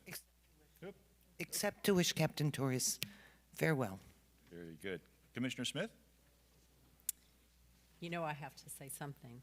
Nothing wrong with that. I want to thank the city clerk's office for getting us the agendas so quickly. It gave me a great opportunity to study up before the long break. I don't know, maybe we're not supposed to talk about Randy Brown's retirement, but this is Randy's last meeting too, isn't it? And he has just been so insightful to me to understand utilities and water. He's so calming, he's so thorough, he's so knowledgeable, and I'm gonna miss you, Randy. Captain Torres also. Here. And blessings to both of you in the next stage of your life. I had something long to say, but I'll cut it down. But I just want to bring to your attention that the Greater Collier City Civic Association gives scholarships every year to students. They don't necessarily have to be going to school in Pompano, but they need to live in Collier City. And they've given scholarships to 5 students since 2022. And they give them $1,500 at the beginning of the first semester. And they have to prove that they're registered and that they're full-time. And then they get a second $1,500 once they've reached a certain GPA level that they hold them to. So it's a great concept, 2.5 GPA level they hold them to. And their next banquet will be June 21st, and they'll be holding it at the Pompano Beach Cultural Center. Thank you, Earl Bosworth and the Cultural Arts for arranging that for them. I also want to say it was wonderful to get the video of Barrington Irving and his first BITS class. Fantastic to see Barrington living out that dream in Pompano Beach. Something positive about Pompano Beach in general, I was at the Memorial Day Parade and Ceremony, and it was such a moving experience. The beauty of our cemetery, it's the first time that I visited it, and I met Terrence Nelson, and he manages our cemetery. So Terrence Nelson in Public Works does a phenomenal job with that property. We had a saxophonist play the opening hymn, and the South Florida Symphony played the national anthem. We had prayerful words from Pastor Brandon Jones, and we had a powerful message from another Public Works person, Eric McLemore. and he's a Army vet. He brought tears to my eyes. So it was a very moving keynote speaker, and thank you everyone that made that Remembrance Day possible and so special. And I'm closing with a quote from Willie Nelson. Once you replace negative thoughts with positive ones, you'll start having positive results. That's it. Very good, thank you. And thank you, Vice Mayor, for pointing out I passed over Commissioner Perkins. Commissioner Perkins, it's my apology. I have a habit of scratching names out as we go along, but for some reason I scratched yours out ahead of time. So please, Commissioner Perkins. Thank you, Mayor. You know, sometimes you get used to that kind of stuff. I have three things. Number one, I wanted to invite everybody tomorrow morning to two events, one at 9 and one at 10. The first event is at Blanchila High School. We will be having the ribbon cutting for the bus loop at Blanchila High School at 9 a.m. in the morning. And also at 10 a.m. in the morning, we will have the ribbon cutting, what we call the Old West Side Park, which is Mitchell Moore Annex, the new tech center. So we will have both of those in the morning. The new tech center, the address is 901 Northwest 10th Street, and I hope to see everybody there in the morning. I didn't see this flyer about the Parks and Rec ribbon cutting tomorrow for the tech center. I didn't see it on the city's website or Parks and Recreation, so I had to design my own. Thank you. Oh, and also, if Mark Boudreau can get with me, I'm receiving a lot of emails from the Little League coaches regarding the level 2 background checks. If you can get with me on that so that we can discuss it. It's a big concern as far as I guess, the new rules for level 2. So if you can get back with me on that, that would be great. Thank you, that's it for me. Very good, thank you, Commissioner Perkins. Vice Mayor. Thank you. Commissioner Perkins, I also am sick of designing my own flyers. It'd be really nice to get some support from the city for our efforts, wouldn't it? Congratulations, Captain Torres and Randy, on your retirements. You will be missed. I wanted to thank Ken Stoller and Jim Jankowski again for their work on the Memorial Day crosses that were installed on the hill at Community Park for the last week. It was a labor of love for them, and they really came through. So thank you to them and the city for making that a new tradition for Pompano Beach and making it happen this year. I have a community meeting tomorrow night at 7 p.m. at the American Legion. We are back at the Legion. They have a new roof and are ready to go. So I will see you tomorrow night at the American Legion at 7 p.m. That's it. Very good. I just got two things. Hey, stay safe out there. Captain Torres and Randy Brown, thank you so much for what you've done. Both you guys, immeasurable service to the city of Pompano Beach. Thank you. Appreciate it. That's it. This meeting is adjourned.